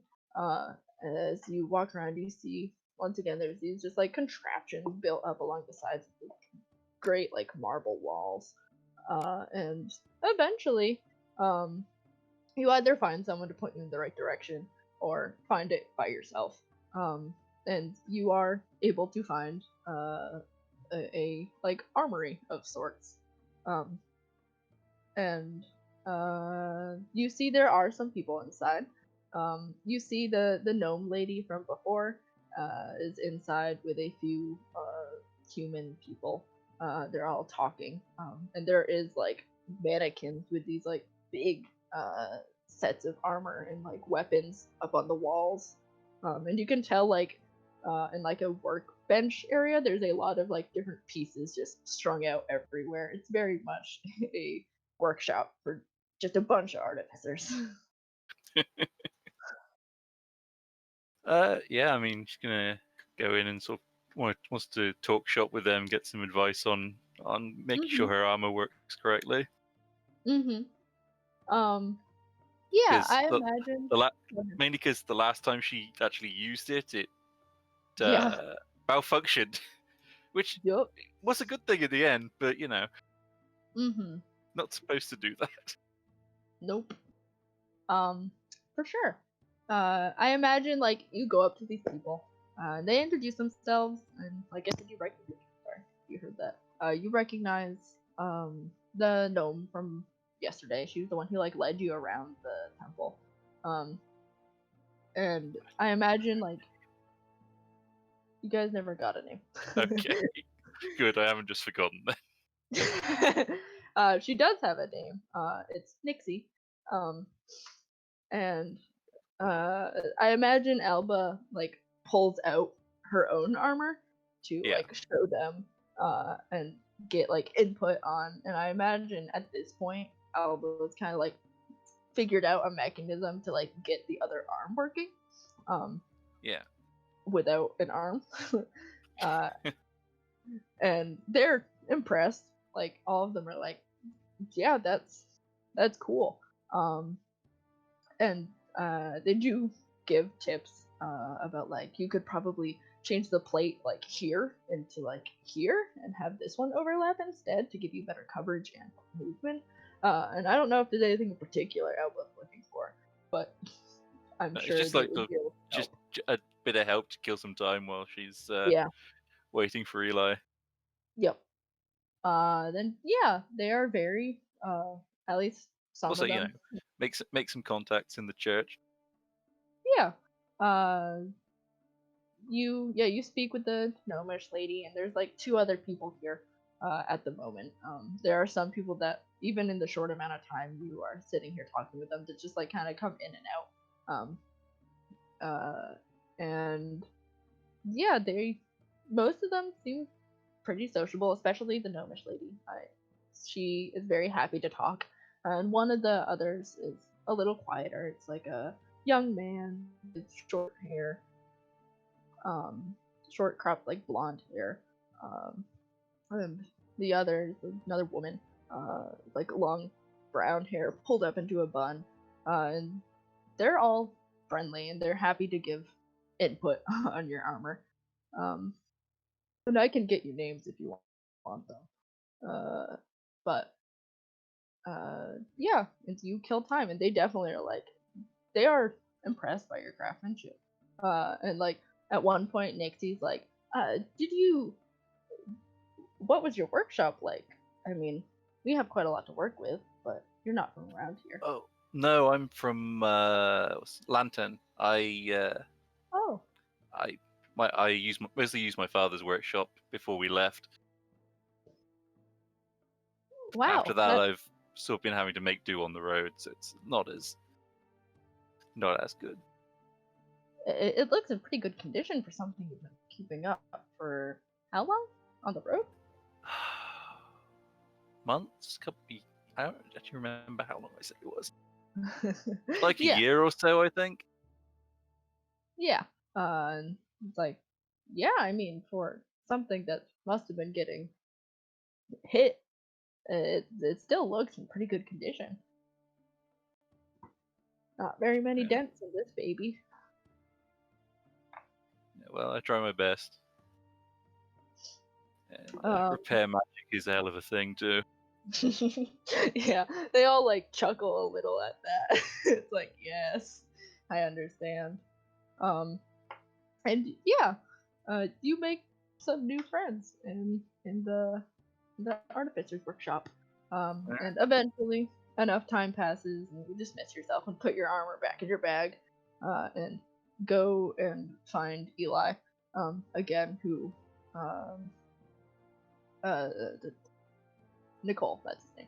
Nicole's like finishing up as he like pops your you watch as he like moves the chest plate like back and forth a few times, like assumedly showing Eli like look how much better it moves, and then like pops it back into his chest as you come into the room. And he looks up at you and says, "You're just in time. Our friend here is back in working order for now." I don't squeak when I walk anymore. That's great. That was getting quite annoying. I'm sure it was. All right. Well, if we're ready to go, then let's get a move on. The others, I'm sure the others are getting impatient. Sounds like a plan to me. Cool. Yeah, Nicole like pops his goggles back onto his head and says goodbye to the both of you, along with his apprentice, who Eli you would know. He's been calling her Quill. And you leave the Temple of God and start heading back to regroup with the rest of your party. Real quick, time check. What's people's outlook on how much longer? I'm good. Keep going. Do Good like to keep another going. half hour. I'm good. Another half an hour, looks like. I'm You good know, for I'm always good. I'm good forever. True. Let's play for another 16 hours. Easy clap. Yeah. I 8 have hours. We I have mean, I do have 2 days off now, so nice. 12-hour stream. Let's You go. say 12-hour live stream. Let's go. please no, I will actually die. Fair. Cool. Then Kira and Haskell and Galeen, you definitely make it back to the Blackgate district first. Before Alba and Eli arrive at least. And as you step into the rows, you don't see Z, and you don't see Arlie. Well, fuck. We don't see who, sorry? Z or the wizard lady who you knew was coming. Is there anybody around? Yes, this is an inn. It's like noon, so there's not very many people around. But there are some people just sitting around, like playing cards. There's some day drinkers, and there's the lady at the bar. Okay, I'll go to the lady at the bar and ask if she has recently seen. When was the last time that she saw? And I'll describe both of them. Uh-huh.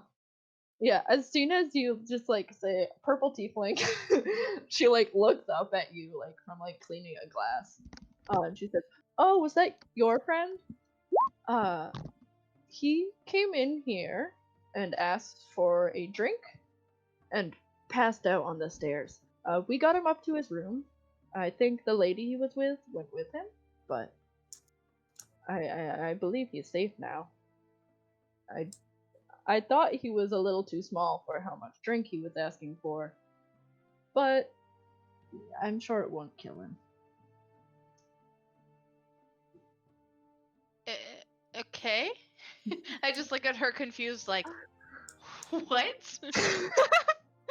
What the fuck happened in the short period of time that we were gone that all of a sudden he's drunk and like. Anyways, what about? And then it'll be very easy for me to explain who Eli is, and I'm sure she'll be like, "Oh yeah, absolutely know who that is." Yes. Again, you're like a big robot. It's like Yeah. no, I haven't seen him. I mean, when's the last time you saw him? I saw him yesterday with you all actually, but not since Okay. then. All right. Thank you very much. And then I'll head up to where I assume Z is because it didn't sound like it was good. Yeah. Galeen, you kind of like wave over the rest of your party, tell them Z got drunk and passed out, and start up the stairs towards where you know his room would be. And the door is like cracked open, and as you like push it the rest of the way open, you see. I'll knock first just because Mhm. noble knocking. It just is a thing. Yeah. You knock, and from inside you hear like come in. It's a woman's voice. It's not Z, but you're free to push the door open. And you see first Z. He has been put in bed, and looks unconscious. And as you push it the rest of the way open, you see a woman, who you would recognize as the one from yesterday, sitting at the table that's in here with like a book open, and she's writing in it, or was writing in it, and looks up to see you and looks relieved, and says, "Oh, you are Azimuth's friend, correct? Friends, correct? Yes. Yep. Well, the kind old man that helped me get him up here asked if I could stay for a little bit. It hasn't been too long, thankfully, and I could get some work done here, but I do have to get going, and he owes me some money." Z does, and I'll point to Azmat. Yes. Okay. I banished your unicorn this morning, and he ran away and then came back with what seemed to be a very bad migraine. Oh, that must be after effects. How much does he owe you? 150 gold pieces. Okay, and then I'll just go ahead and I'll pay her the 150. She takes it, and says, "Well, thank you very much. I hope he feels better soon. He looked pretty bad, but the banishment is taken care of, so I'm going to have to make this my leave." No problem. And then I'll pause for a second, and I'll say, "Hold on," and then I'll grab another 50 gold pieces and give it to her. We got money like that. Yeah, Speak for yourself. That is so much money for a tip. It's fine. And she takes it and like pulls open the drawstring, to look inside, and like looks up at you with raised eyebrows, but like doesn't question it. She just like puts it in her pocket and closes the book, waves her hand, the quill disappears, and puts it away, and gives you all another tight-lipped smile, and says, "He might be out for a little while though, so just keep an eye on him, probably." Will do. And she like gives you a nod and kind of like makes her way past Galeen and then everyone in the hallway, giving you all just like a cursory goodbye nod, as she starts down the hallway towards the bottom floor, presumably out the doors. And then I'll go ahead and I'll kind of walk up to Z and see if he's awake or if he's still unconscious. He is unconscious. He's not dead, but he is asleep. He looks fine. Doesn't look like he's physically hurt, at least Okay. outwardly. Maybe a little bit He of does a bruise. have a welt on his forehead. Yeah. I'll go ahead and do a medicine check. Sure. Not great, but just 69. because he looks well doesn't mean nice. Just because he looks well doesn't mean that he is well. Yeah, I mean, with a 6, you notice like the bruise on his forehead, and like you give him like as much of a once over as you can while he's asleep in bed. I mean, it looks like it doesn't look like he's gotten into a fight. He's probably going to be really badly hungover once he wakes up. The biggest thing that I'm looking for with that medicine check is if he has a fever, because like he looks fine, so like nothing serious. Is if he has a fever or if he looks like he might be dehydrated, or the two big things that I'm looking for. Maybe concussion. Yeah, maybe concussion. I mean, yeah, you like press a hand to his head. Holly? many days has it been since we left Greenest? Let me open the calendar. 10, 1, 2, 3, 4, 14. Uh-oh. Oh fuck me. Tonight is a multiple of 5. Fuck. Okay, never mind. Yeah, we're good. Yeah. What? What?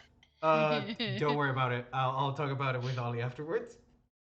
Oh, Uh, fun. okay. Sounds ominous at best. Yes. Yup. So yeah, you like press a hand to his head, and he looks like, as you look closer, he looks a little flushed. It is likely, you have to guess, because of the alcohol.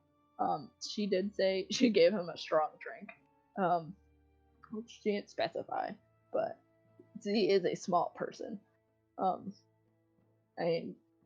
I don't think he's running a fever. It might be Okay. dehydrated. Well, Alcohol. I'll go ahead and I'll get a glass of water and Yeah. set it by as close to him as I can that's on a hard surface. If there's a table or something. But I won't wake him. I'll just set it there so that when he wakes up that he can have that. Yep. Cool. You go fetch a glass of water. I don't know what the rest of you are doing. The rest of you, as in Haskell and Gira, as you probably followed Galeen upstairs, witness this conversation, and then see in bed. I mean, just leave him there. No, doesn't bother me. I mean, Okay. I don't know if you guys want to try and find Eli and Alba. Sorry, I struggled with that for a minute there. But I don't think that he should be left alone. So if the two of you want to go try and find them, or if you would just want to stay here, I don't think it really matters. They'll probably come back eventually, right? yeah, I would guess just to. Fair enough. it- I guess we can just talk about next steps now. Was there anything you needed to do in the city, Haskell?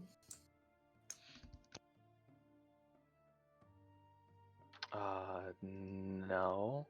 I do not know what you can do here. If you can think it up, I'm sure you can do it. Okay, don't give him that much free reign because we've seen what he can do so far. Haskell closes his eyes and is in deep contemplation.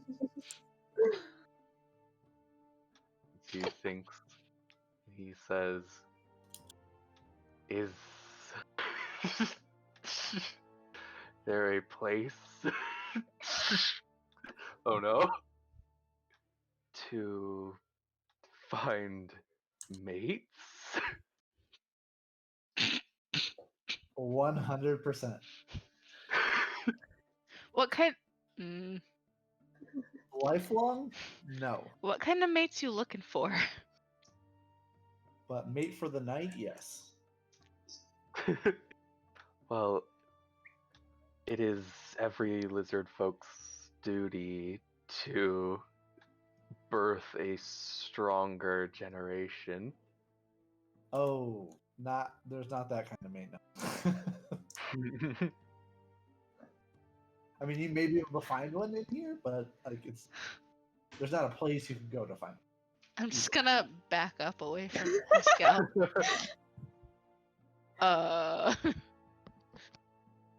Technically, the only person in our team currently that can lay eggs. The fucking fish. Why do you think I backed up? Like, don't make eye contact with me. And I'm just gonna slowly back up. You don't see me, I don't exist. Galeen goes into the water to lay eggs. Haskell's confused. You don't just bury them? What? Alright. Yeah, Haskell just shrugs, is like, okay.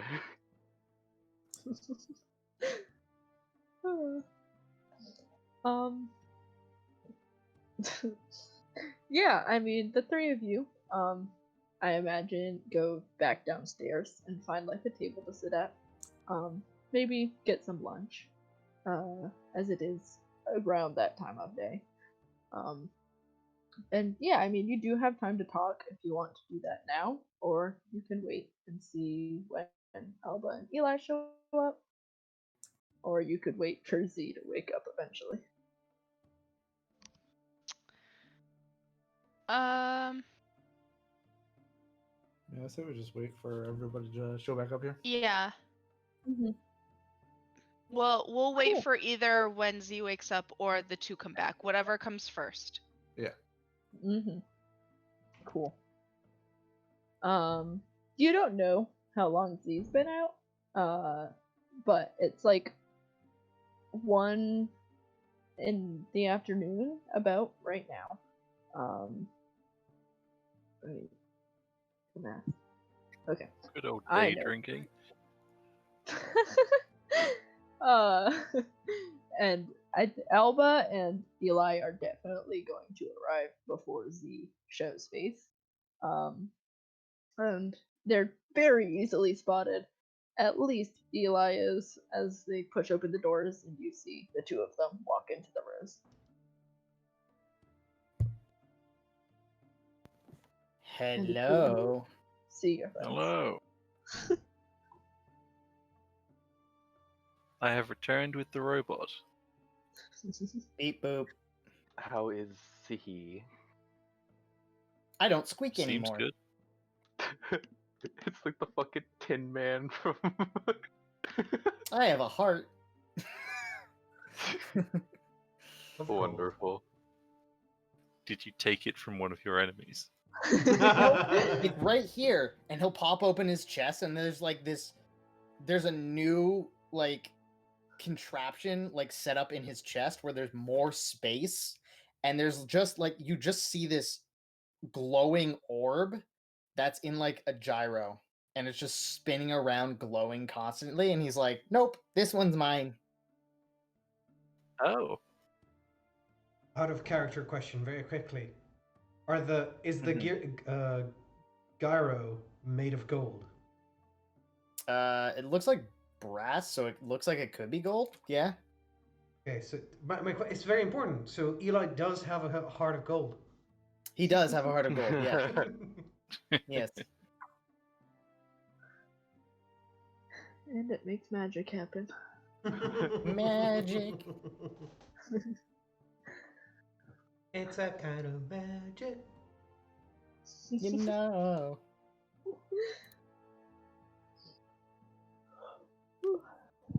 Ugh. Where's he?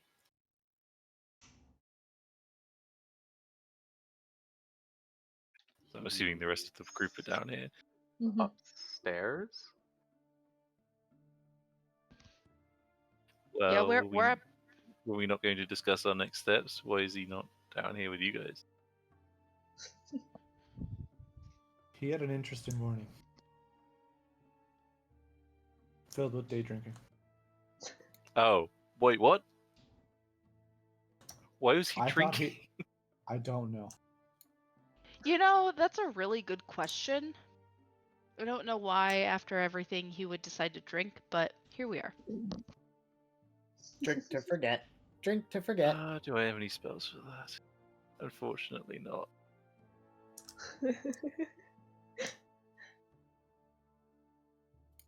I think He's been out for hours at this point. You don't know how long he's been out, to be fair. I You know, never but for asked us, I would assume it had been hours. I guess that was just an assumption. Since you I last made. saw him, yeah.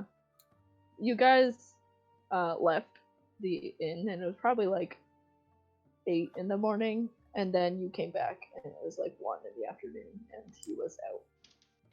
Okay, I gotcha. Alright, so what now? Do we just go on without him, or do we want to wait? I'm gonna see if I can. I'm gonna do the old like pry open his eyes and check his eyeballs. Test. He's not dead. See if that does anything. Just realized something very important. Ghislaine wouldn't know of throwing a bucket of water at people when they're sleeping to wake them up. No. It's true. That's how, you know, my family woke me up.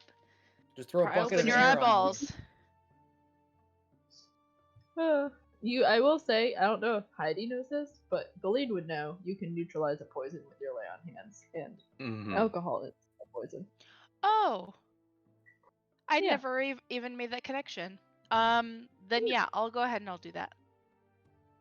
Cool. Yeah, Ghislaine, you go back upstairs. Probably knock again. You don't get an answer. You open the door, and go over to Z. I think it's 5 points from your pool that you have to expend to. Yeah, neutralize the 5 poison. times my level, yeah. Well, Yeah. that's No, how you many have You to- spend 5 for a Yes. poison. Yeah. Yeah. Oh. Yes, I do. Yes. You lay your hands on him. My, how And- scandalous. and expend this resource. And he's still unconscious after you do it, but like some of the like flesh starts fading from his face, and you could probably wake him up if you wanted to. The flesh starts fading from his face. Oh no. Not his I thought you were staying flesh. away from Oh necromancy. no. The blush. The flesh starts fading from his face. No. C's true identity as a lich is revealed. That's why That the every explains all the 5 magic days thing is spasms. important. Oh. Okay. But yes. Does he? Can I tell if? Can I tell what's left of whatever? Whatever is ailing him. Give me. I mean, without the medicine check, it's likely he just hasn't woken up because he was sleeping, and just being. You probably neutralized the alcohol in his system, or you did. He just hasn't woken up because he was already asleep, and there's nothing that necessarily means he should wake up right now. But Well, with, then I mean, you I'll- can give me a medicine check. Oh, if you another want. one. Okay, gotcha. If I mean, anything, it's not gonna be. It's okay. if anything, What'd you he's get? probably sleeping a little bit more comfortably now that he's not Yeah. exceedingly Yeah. hot It- and It's not nauseated. 69, but Ugh. whatever.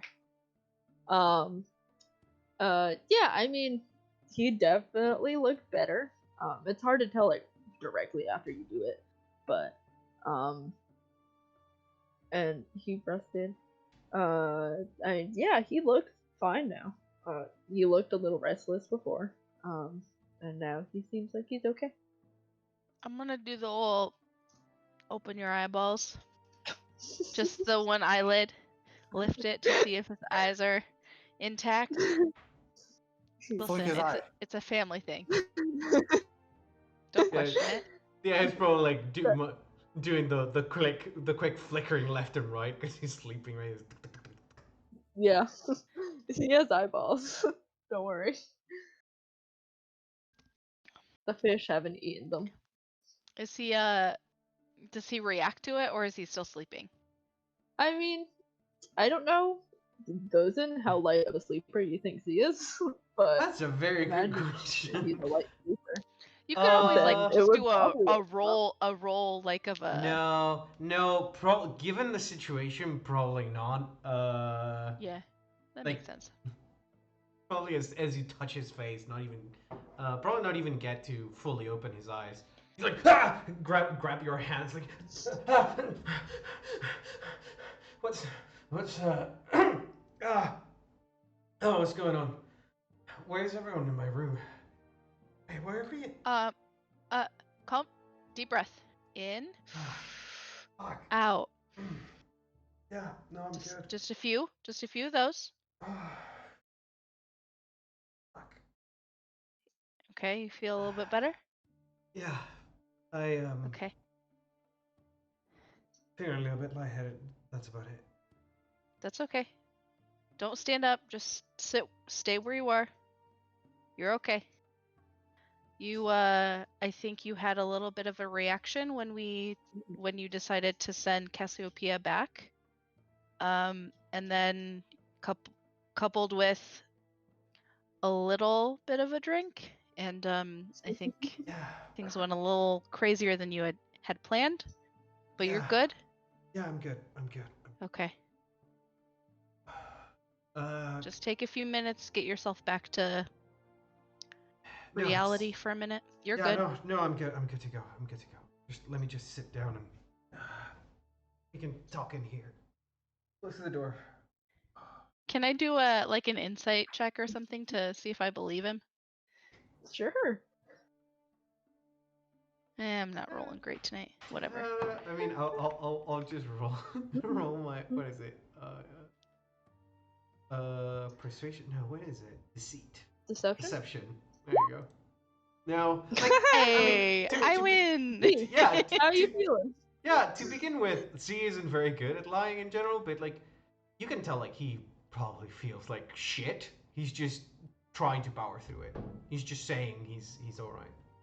Yeah, no, we can start the. What you guys learned on your trip? And I'll just say, hold on, and then I'll grab the glass of water and I'll hand it to him. Finish this, then we can talk. All right, you talk and I'll drink. Okay. So, Gira, your turn. Nailed it. Girl will be taken aback a bit of just immediately being, oh, you do it. Like, well, I met with some of my old associates. A set of known sisters that I guess are in the know. Probably the best way. They're thieves. You're in the To know. be honest, yeah. And they actually told me where we could find Mr. Fox Traveler. He's on Okay. the outs with the thieves themselves because he stopped providing a service that was important to them. Got it. Probably because he started working with a cultist. Yep. I would imagine. And we have a location on at least his last known area. Probably could track him down if we really need to. Also, I plan on going back there every couple days to talk to him, and they said they would continue to gather information. And I gave them the okay to, if they find them, to do what they will with them. I would like for us to be the ones to find him. That'd be bad.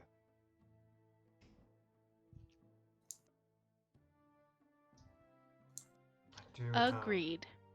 And you'll just see Galeen get a big smile on her face, like, yes, we will get him. Yeah.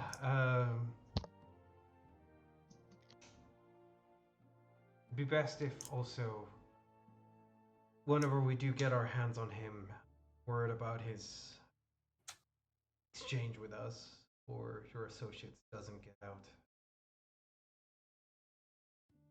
We need to make sure that the cultists still think that Fox Traveler is going to be able, at least until we can find them and get them within our reach. Agreed. Absolutely.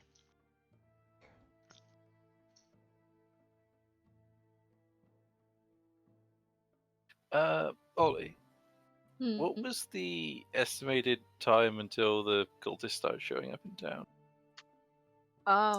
When you spoke with Antar, Froom, and Leosin, they estimated that it could be anywhere from 3 days to a 10-day. Alright, and that was how long ago now? Yesterday. Okay. So we're looking at Or least from yesterday, another because they were like, another once two you or get 3 days before these guys start showing up, most likely. Yes, they said, depending on how fast they're moving, once you got to Baldur's Gate, it could be anywhere from a few days to a 10-day until they Right. also get there. And Between you know they're between taking 2 the and 9. slower route. Yeah.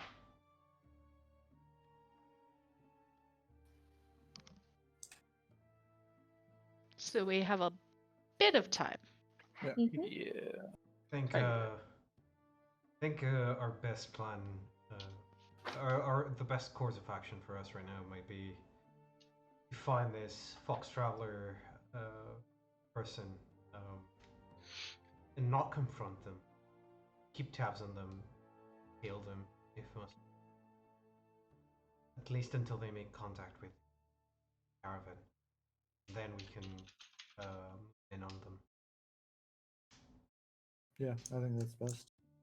I just realized that I'm literally setting up a sting operation. My only concern with waiting for the rest of the cult to show up is they might warn him that we're coming. Yeah, which is why we need to move in as soon as they make contact.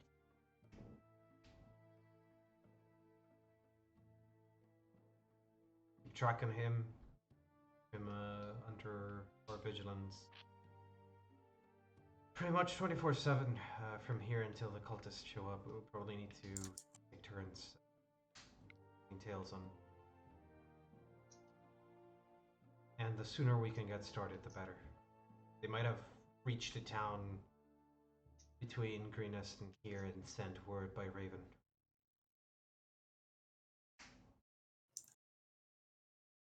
So what do you propose? Well, for starters, let's get out of my room and head towards the... Where is it that your associates said we might find him? Or are they gonna... Norchapel. Mm-hmm. They give us Somewhere- direction. Let's head to the outer city then. See where we can find there and start getting the lay of the land around his place. All right, let's do it. Okay. After Yeah. you guys. Actually, was Arlene here? While I was out? I didn't get to pay her. Oh, that's okay. I took care of it. Thank you. Let me pay you back then. I'll take out 150 gold and pass it back to you, Kathleen. Cool. Thanks. Let's get going then. Cool. You were not undressed for the record, Z. You are still fully clothed. Aw, man. Good. It's like pull the blanket from over me. It's like, oh good. I'm actually decent.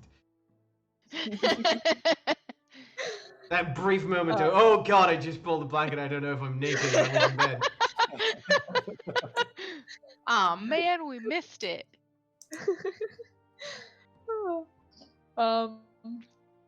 And yeah, the lot of you make your way out of Z's room and out of the rows, heading back in the direction you came.